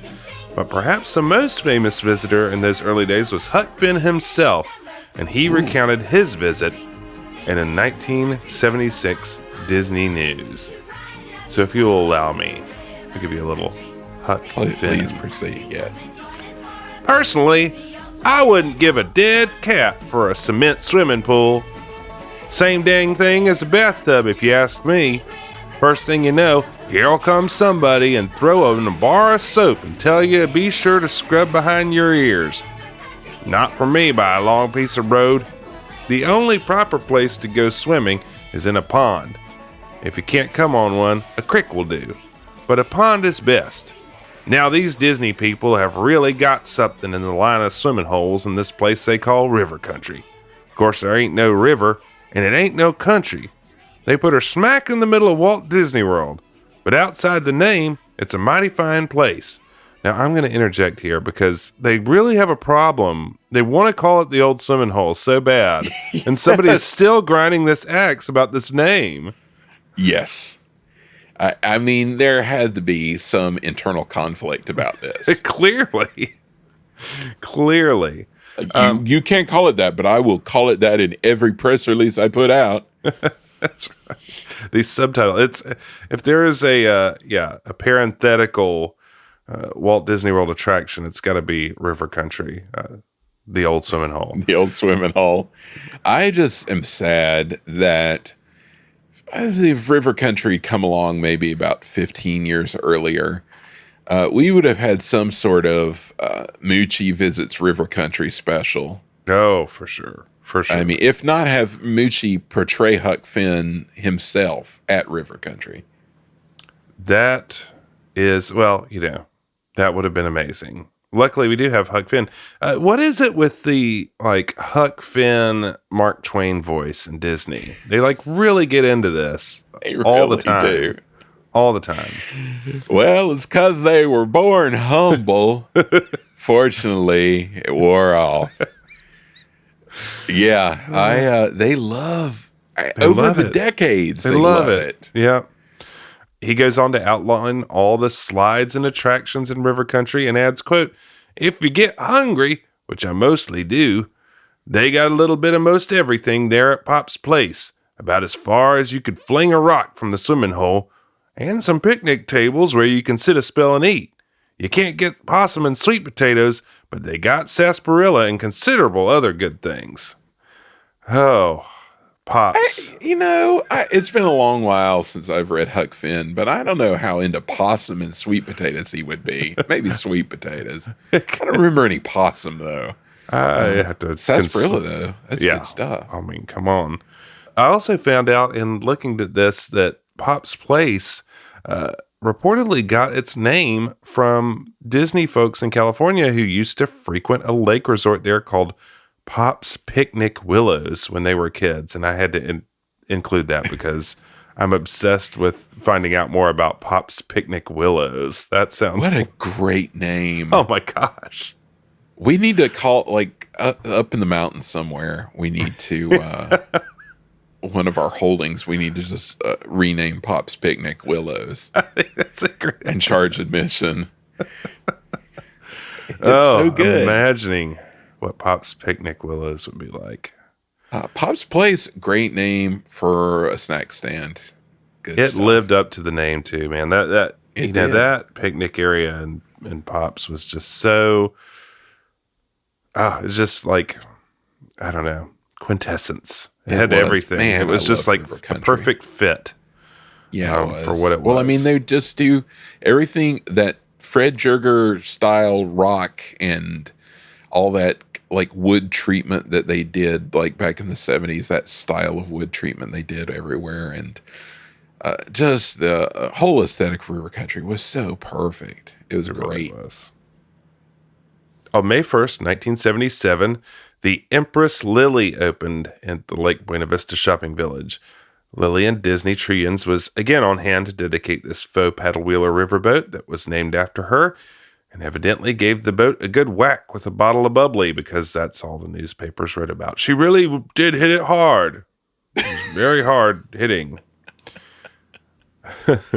The Empress Lily really wrapped up the first phase of the Lake Buena Vista shopping village and provided a focal point for the village, as well as a venue for fine dining on its 3 decks with restaurants, lounges, and event spaces. It was the place to eat in these days. Michael, the Empress Lily was so cool, and it was like the end of, it was just there against the trees. It was something you could look at. It was so beautiful, and it was like, the weenie of the village. It was like something they would put in the art with everything else. It was so great. It was beautiful, a beautiful vista from the outside. It was gorgeous on the inside. And, like you said, it had 3 restaurants, different bars and things going on inside, and would have live music and Dixieland stuff. And as you said, it was at the end of the world. Like, you could not go farther, like where Disney Springs goes now and where Pleasure Island used to be. It just ended. It all ended at the Empress. And, I always think of those mornings at the village, staying in the villas, and you'd like go out the back sliding glass door onto the lawn next to the water, and there would be that Florida fog on the lake, and the Empress would just kind of be there in the fog, and it looked fantastic. So definitely something I miss. Real beautiful, beautiful landmark. And then one evening, another memory I have is going over by there later in the 80s and seeing the walls for Pleasure Island, and our dad hoisted me up to look over there, asked me what I saw, and I said dirt, which made the crowd around us laugh. But little did we know what was coming there. Exactly. Jessica's of Hollywood. On the way. That summer as well, we had the Main Street Electrical Parade make its way to Florida, which, ran for years and years and years. That year also, Discovery Island would be named as such. So we get Discovery Island, which was a wonderful retreat for rare and endangered species, Michael.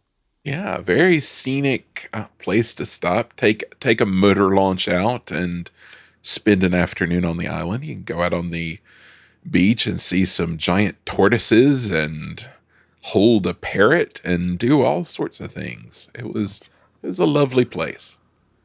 It was. Now on to July 18th, 1978.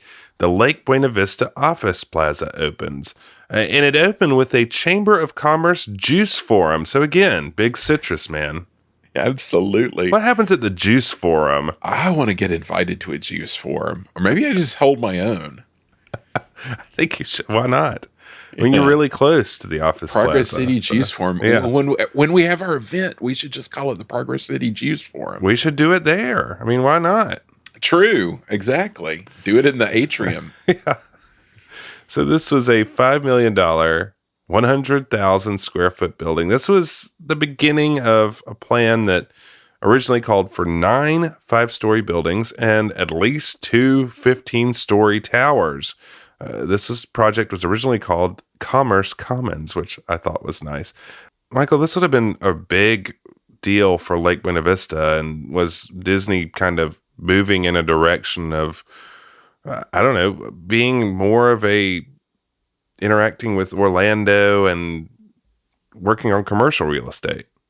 Yeah, this was more of that building the economic base for Epcot kind of dealio we keep talking about. It was making Lake Buena Vista into a real functioning place. If you see the models of what this plaza was supposed to look like, lots of very 1980s, kind of like opening credits to Dallas, like glass cube buildings. Yes. And very nice, but supposed to be a lot of them, of course, linked with people movers and with monorails to the rest of Disney World. It would have been pretty spectacular, but this building was the only one that got built. Although on the sort of the pads, like if you look at the model, some of where the other buildings were to be correspond to where, say, the casting building was built in the 90s and Team Disney. And of course, now there are big parking decks where some of the buildings would have been. So, Right. But only that one, which became the Sunbank building, and which is now all Disney offices. But I was in there, gosh, probably been 4 or 5 years ago, and the atrium is still magnificent.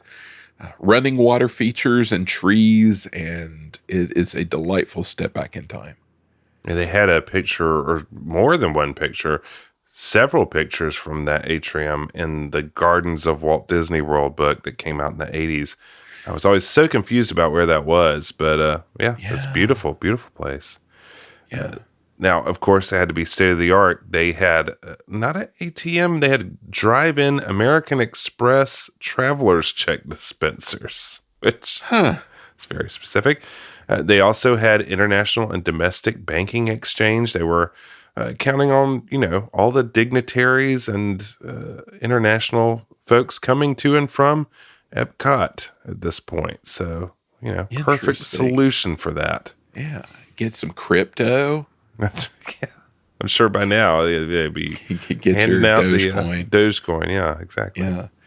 I would love to see what a traveler's check dispenser, an automatic traveler's check. I bet that worked really well. Yeah, I bet it was really flappy and whirry and yeah, smeary ink and everything. Right. Well, that Epcot's and all this changes on its way on October 2nd, 1978. Card Walker gathered a group of media and dignitaries again to announce that the company was ready to move forward with Epcot again.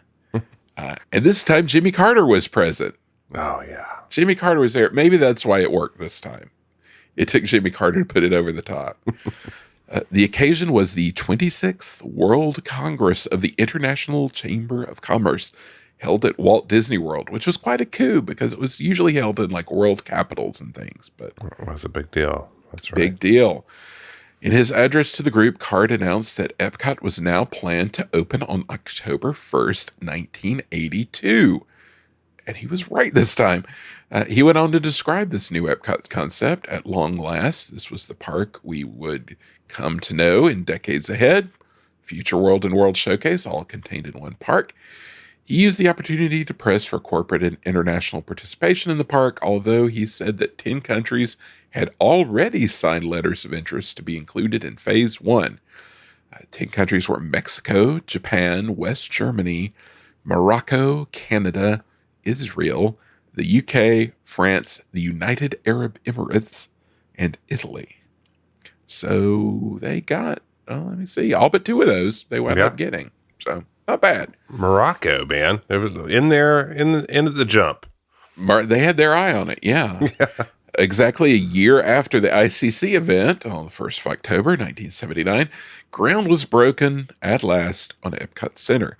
A golden outline of Spaceship Earth, standing 178 feet high, was suspended from construction cranes by a massive 40-ton General Motors, a sponsor of course, Terex truck, delivered the first ceremonial load of dirt for construction. Then current Florida Governor Bob Graham was on hand for the festivities, as were former governors Hayden Burns, Claude Kirk, and Reuben Askew. These men represented a continuous line of state executives stretching back to Walt's first Disney World press conference in 1965. I hope there was an open bar. You just blew my mind. I never knew that Hayden and Claude were there. Yeah. Not quite what I expected. Chain. I thought it was going to be a city, but I guess this is going to be nice too. Sure. Yeah. I don't see the city of yesterday.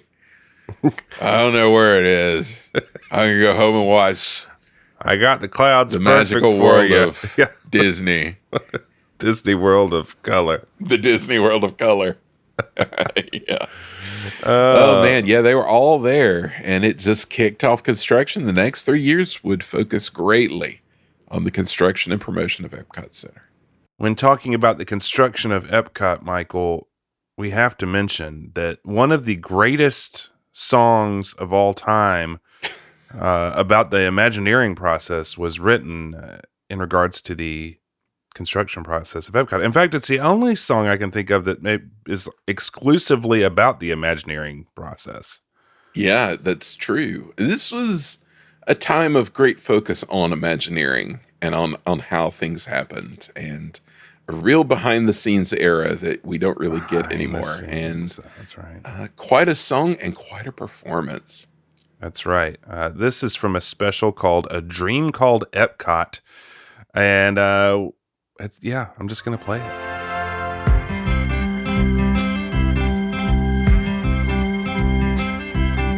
It started in the mind of just one man. Then the dream inside became a plan. Now the time is almost at hand. We're getting ready. We're getting ready. 15 years ago we started small. What with people working hard and giving their all. Our dream kept growing strong and tall. We're almost ready. We're getting ready. The dream machine, Imagineers, the artists and the engineers, the working hands, caring hard, trying hard to do their part. We're getting ready for you. We're getting ready for you. We're getting ready for you. We're getting ready. We're getting ready. We're getting ready for you. Man, it doesn't get much better than that. That's I mean, so come dramatic. on. It is very dramatic. That gets stuck in my head more than I wish to admit to. Yes. Yes. We reference that all the time. I love the, there's like an extended cut of it where he just starts going, da da da da, da da da da. And I just picture somebody with like, and it being like beaten with scarves or something. It's just like, da da da da. Oh, so dramatic. The Dream Machine, man. It's very dramatic, but not to be outdone. We have construction workers from Epcot on a special called Walt Disney One Man's Dream a little later, and they have their own song. Let's hear what they have to say. You know, I can't help but wonder if they can have the real thing ready by October 1982. There's a heck of a lot of work to be done. We can do it. We can do it. We can do it. We can do it. Yes, we can build a dream. We can do it. We're a heck of a team and we care. As we work side by side, we can do it with pride. When the gates open wide, we'll be there. We can do it. We can work, we can win, we can do it. We may look like we've been through the mill. Stand aside, watch our dust. We can do it or bust. Yes, we can, cause we must, and we will. We can do it. We can do it. We can do it. We can do it. We can do it. We can do it. We can do it. Yes, we can build a dream, we can do it. We're a heck of a team and we care. As we work side by side, we can do it with pride. When the gates open wide, we'll be there. We can work, we can win, we can do it. We may look like we've been through the mill. Stand aside, watch our dust. We can do it or bust. Yes, we can. Cause we must and we will. Yes, we fall and in dance, we can do it. So it's tough is good for the soul. Yes, we can, yes, we can, we can do it. Cause we're fine and we're all on a roll. On the run, we can do it. Got a dream, got a goal, got a plan. Get up, be a prime, be a fun. It's a hell of a climb, and we do it. Can we all and our time and it's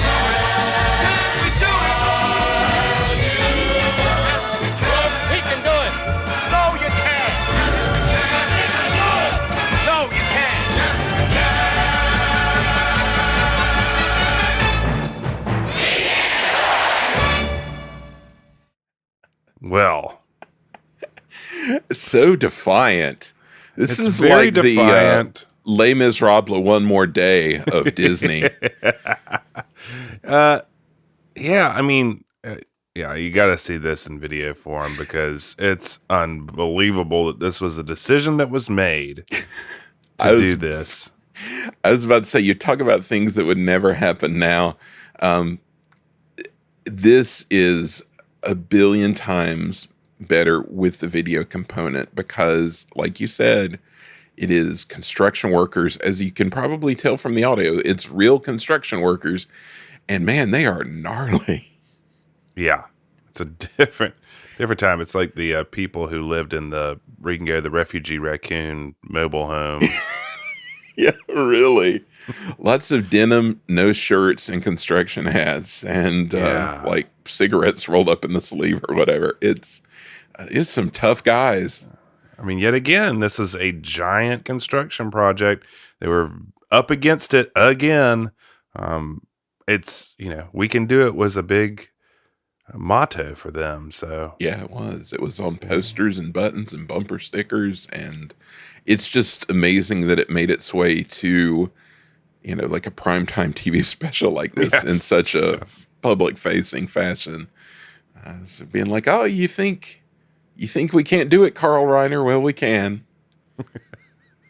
Skeptical Carl Reiner. Such a naysayer. It is totally. We're going to talk a lot about Epcot coming up, but okay, I'll ask you this. Which Epcot plan is the one that you're going with from Walt to what ended up happening? So hard to say because I like the Harper Golf style, what we got with World Showcase, with every country looking like it, like traditional folk architecture. On the other hand, the earlier World Showcase had like 30 countries and would have been totally crazy. So, I think any of them could have been done right. I kind of like the idea that we talked about earlier with the World Showcase being one thing and then the theme center being the interface to all the research labs and outboard sites. I think that would have been cool. I think so too. But then again, I mean, I love what we got. What was there for that first decade plus was, the thing that hooked me. So it's hard to say one over the other when I think there had been really intriguing aspects of each. Well, and of course, if they would have pulled off the city, that would have been nuts. Yeah, who even knows what that would have been like? That would have been amazing. Yes. Well, it wasn't all Epcot. On November 15th, 1980, Big Thunder Mountain Railroad opened in Frontierland, and it was opened by none other than TV star John Davidson. Of course. Of course. Oh, and Happiest Millionaire heartthrob. Yes, indeed. Indeed. The Sentinel reported that, quote, Disney tourists as well as cynical media types attending the opening ceremonies found Davidson friendly as a puppy as he signed autographs and chatted with his fans. A little dig there, man. What's wrong with him? He's an entertainment guy. What's he supposed to be a nice to guy? Do? Also, in 1981, we have the 10th anniversary or tencennial of Walt Disney World. And, there's a lot of reflection in the media about how the attendance and the economic impact surpassed anything they ever expected. And that's just with the theme park. So who knows what it would have been like with the city, but they had so many people. Orlando grew so much in these 10 years. It was time for them all, as a region to kind of reflect back and celebrate. It is funny though, looking at all these, because I mean, there were so many retrospectives and things, and it's only 10 years, right? But they're like, yes, as we look back at the Disney years here in Central Florida and everything, it's like, it's been just 10 years, guys. You're just getting started, really. Right.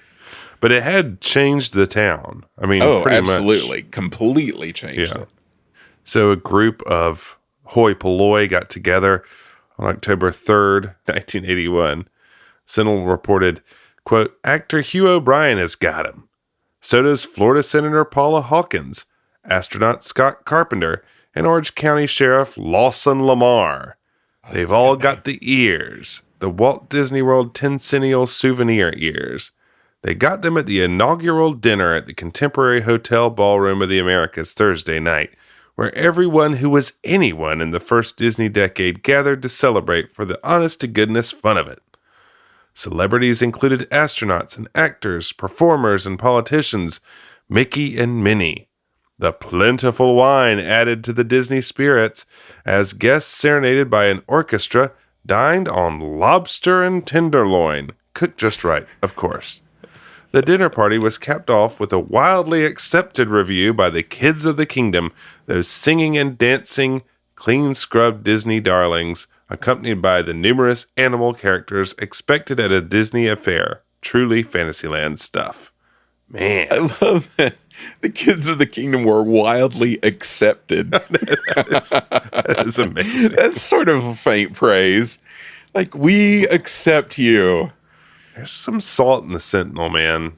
There really is.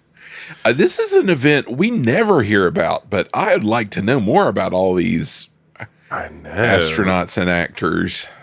I see Lawson Lamar, the sheriff, gruffly putting on his mouse ears. Okay, that's just fine. Okay. I need to go beat up some counterculture types now. I need to go. Oh, what's the movie? I need to go shoot Dennis Hopper.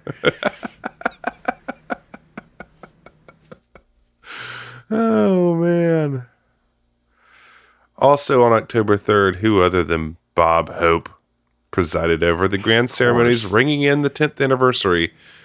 There we had the requisite, at the time, hot air balloons flying over the park. Another 1,076-piece marching band, which I never knew. Yes. No. And according to the Disney News, quote, a special version of the enchanting electrical water pageant featuring fabled creatures of the sea and a huge Tencennial logo and a stunning display of fireworks set up along the Magic Kingdom Railroad route, ringing the park with explosive color. Man, they really knew how to do it back then. They really did. They could throw a spectacle, for sure. As the company was preparing for the opening of Epcot, all hands and dollars were on deck to make that a reality, but folks like Bob Allen were looking to the next 10 years and beyond. In the Sentinel, Bob Allen shared that Disney was considering a, quote, really authentic Western theme park with stuntmen and all kinds of things to go with it. We've always, in the back of our minds, liked to have an equestrian area, maybe with townhouses, with a place to stable horses. Allen thought this could, quote, logically lead into a Western theme park. Michael, what would that have been like? Yeah. So, this has been a mystery to me for a while. In the last 10 to 15 years, some point in there, I came across a document from 1976, and it is talking about future planning at the resort, possible expansions coming to property. It's not in a great deal of detail because that's not really what it's about, but it just, as an aside, mentions some of the things that are on the way. And one of those items was something called Frontier Kingdom. You know, he mentions the equestrian area with townhouses. There was a plan to expand Lake Buena Vista north up along the Bonnet Creek area where Port Orleans and Dixie Landings are now. It would have had the golf area is there with golf townhouses. There would have been a tennis community. There would have been a horseback riding community. There would have been a sailing community kind of up on Lake Mabel, I think. I'm also obsessed with this plan. Yeah, it's a great plan. Give me this and the Epcot satellites any day. Yes. Yeah. So I've always wondered when they talk about a Western theme park, you know, they were also talking about building that like Western town at Fort Wilderness. Yes. So I don't know if they mean that or if they mean something else entirely different. This is something for future interviews we're going to have to ask people about. I know. I mean, I need to know. How great would it be? It would be amazing. A Disney Western theme park built in this era would be incredible. There's just so much talk about, the kind of, like you said, the the stuff around Fort Wilderness. There was talk about a hotel at Fort Wilderness with more things. There's just they were thinking about developing that more and more because clearly it seemed like River Country was a big success. Makes me wonder if it was something adjacent to Fort Wilderness where it's just like an outgrowth of that. But I wish it would have happened. That would have been amazing. It would have been fantastic. Yeah. They had other things on their plate. First, of course, on October 1st, 1982, Epcot Center opened. Now, we have a whole lot of Epcot waiting in our future as it celebrates its 40th anniversary next year. But it's worth mentioning here just how much Epcot changed Walt Disney World forever. Made the resort a true multiple-day vacation destination, which was one of the prime goals of building the park in the first place. Due to Epcot's business model, which depended on large individual pavilions funded by major sponsors, it completely altered the way Disney Parks admissions operated, moving from ticket books to all-inclusive passports. And, of course, the corporate alliances themselves changed the face of the resort. Coca-Cola chased Pepsi out of the Magic Kingdom entirely when they signed on to sponsor the American Adventure. I remember the on-property gas stations were Exxon branded, of course, because of Universe of Energy, and they fueled a fleet of Disney-owned General Motors vehicles provided from that sponsorship. Only 16 years after Walt filmed his Epcot pitch, which seems nuts to me, Disney finally opened something called Epcot. It wasn't a futuristic city, but it was an inspiration to the generation of young guests who visited in those early years. 16 years between Epcot movie and Epcot opening. That's almost as wild as 16 years between Disneyland and Walt Disney World opening. It sure is. Absolutely. I mean, that is wild. Yeah, I mean, Epcot really did change all of it because what you have said, but also it really kind of bucked the trend of it being kind of called a kiddie place. So yes, people from Orlando could come in and enjoy really fine dining, and a lot of that stigma went away. People really, I know people whose grandparents went down to Epcot. They had never been to the Magic Kingdom. They wanted to see what Epcot was. So it captured a whole new group of people, and definitely. In fact, didn't our grandparents go? Yes. And I mean, they were not, Disney let's say, types. theme park people. No. But it got them down there. That's right. Yeah, this was an era when there was a big focus at Disney on bringing in all quadrants of the market, I guess you could say, and bringing in, senior citizens, bringing in adults without children, and proving that Disney World was an adult destination where you could have a fancy meal and an adult beverage and then do something fancy, go to Top of the World. Participate in culture, yeah. Yeah, yes, experience things you couldn't experience at home culturally. So, and it worked. It really lengthened the amount of stay. It pulled in demographics that had not previously gone to Disney World, so it was effective. So what next? The big question. Only a few days later, on October 4th, 1982, the Sentinel reported on future plans for Walt Disney World, claiming Epcot was just the beginning. Further expansion to Epcot is highlighted, including the Life and Health, Living Seas, and Space pavilions, as well as World Showcase editions of Morocco, Spain, Israel, Venezuela, and Equatorial Africa within 3 years, as well as talks with Denmark about hosting their own. Man, imagine. It was exciting times, yeah. Dick Nunis outlined plans for Epcot Center to be a content generator for what would become the Disney Channel. He mentioned that the company was eyeing building a studio at Epcot, quote, where we will have live audiences and be doing live television for cable. Imagine that. Only if there was a studio where it could have production in Central Florida to generate content. Crazy talk. A big headline from this was Disney's expansion plans for their resort hotels, something which had been on the back burner for some time, but had always been tinkered with. In the 1981 annual report, Disney revealed they had on the drawing boards plans for 3 new Disney hotels: the Mediterranean, Cypress Point Lodge, and the Grand Floridian Resort. The Cypress Point Lodge is an outgrowth of a constant talking point for Disney through the 70s of having a hotel linked to Fort Wilderness, dating all the way back to 1972. Yeah, this was kind of the precursor to Wilderness Lodge. Yeah, but it was very different. I mean, it was just, some of it looks just kind of like Lake Buena Vista stuff on the renderings. Definitely not as grand. Right. Of course, it was smaller, and the Grand Floridian taking over the Asian. So the Asian is officially over. I wonder what made that change. Yeah, that's a really good question. Of course, everybody thinks of Grand Floridian as being an Eisner era thing, but clearly this was before that. It was something already on the books. So, yeah, one wonders what made them change that. Yeah, and of course, the Mediterranean would be in development well into the Eisner era as well. So all these, you can see where Eisner comes in and looks at the plans and kind of green lights more development on these, at least. Yeah.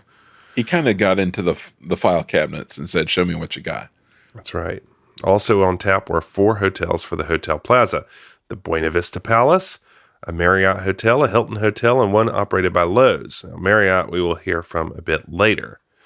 Nunes in the October 4th interview also mentions an expansion to the Walt Disney World monorail system to connect Epcot Center to Lake Buena Vista, and also mentions a desire for, quote, expanding the village and adding a 600-room low-rise Disney hotel that would have a New Orleans atmosphere. So, he also mentions his wish to see Disney build another water park. Michael, this New Orleans hotel at Lake Buena Vista, sometimes called New Orleans Square, that might be it's in my top 5 things I wish would have happened at Disney World. Yeah. This was something, well, speaking of regrets, I have eBay regrets relating to this, because in the early days of eBay, this first I ever heard of this, there was a brochure for this product with concept art for, New Orleans Square at Lake Buena Vista. And I didn't have the smarts or the dough at the time to pounce on it with all fury, because it was a little prospectus of what this would be, and it looked gorgeous. It was as if, of course, we wound up getting Port Orleans up the river, which had the same thing. So this was kind of like that, but more in the Disneyland New Orleans Square style and adjacent to the Empress Lily, which, of course, thematically would make great sense. Right. And it would have been great. Yeah, it just looked amazing. It looked to me to have a lot of dining, a Blue Bayou type place, kind of a little nightlife as well, a little mixed use kind of organization to it. And it would have gone right where Pleasure Island went, essentially. And, to have it there on the other side of the Lake Buena Vista Shopping Village would have been incredible. So good. Man, so close. But all these ideas kind of get recycled into some kind of form or fashion. So we are on the cusp of a new Disney era. Exactly. Yes. Begs the question. We've got all these plans. What happened to these plans? Obviously, something changed. Let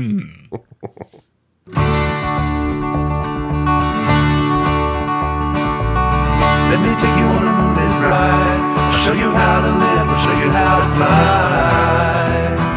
The time is right for a celebration. It's the dawning of a brand new generation. It's 50 years and we're reminiscing a lot. Get on board for a magic land. Free your soul to a rock and roll band and smile. It's a party that you won't want to miss. We'll laugh and share a lot of happiness. We'll make a memory that'll last a whole life long.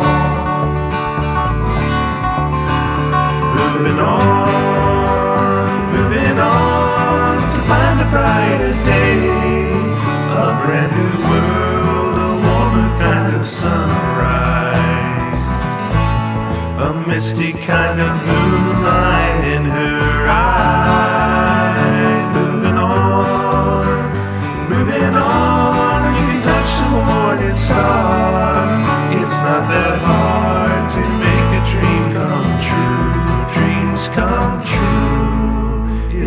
to you. Let me take you on a moonlit ride.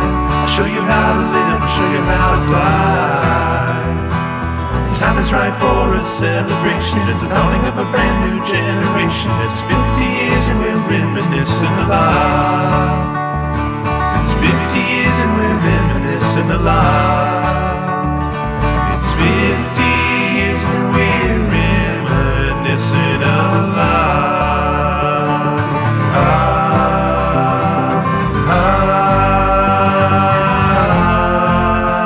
Moving on, moving on, moving on, moving on, moving on, moving on, moving on, moving on. It's up to you, dreams come true. It's up to you, dreams come true. It's up to you, dreams come true. It's up to you, dreams come true. It's up to you.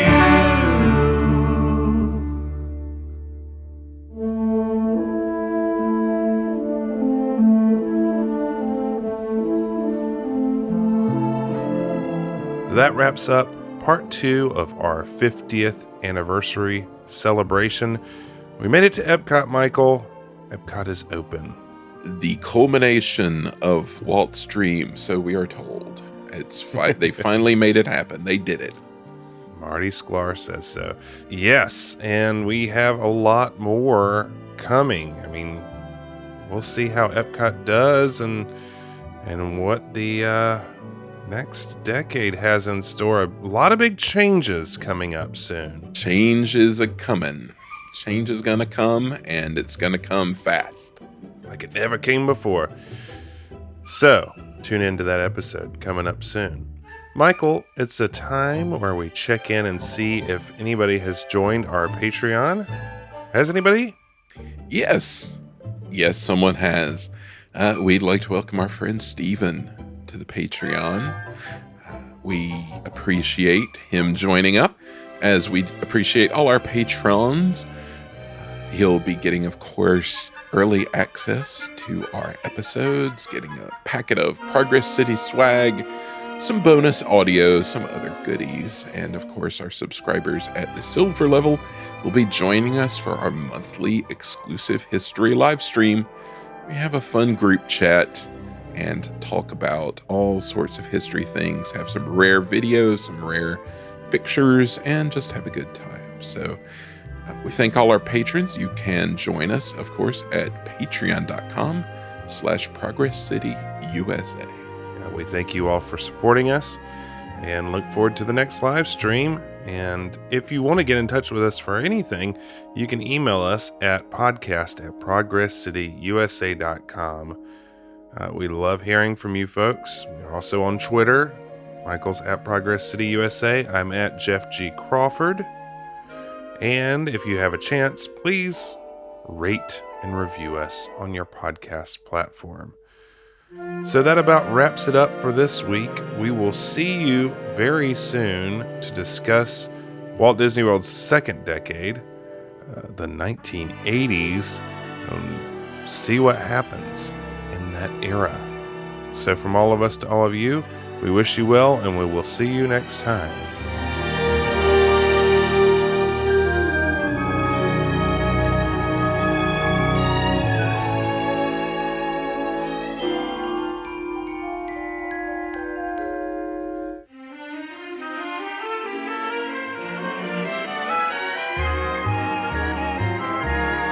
Right now, it's time to go.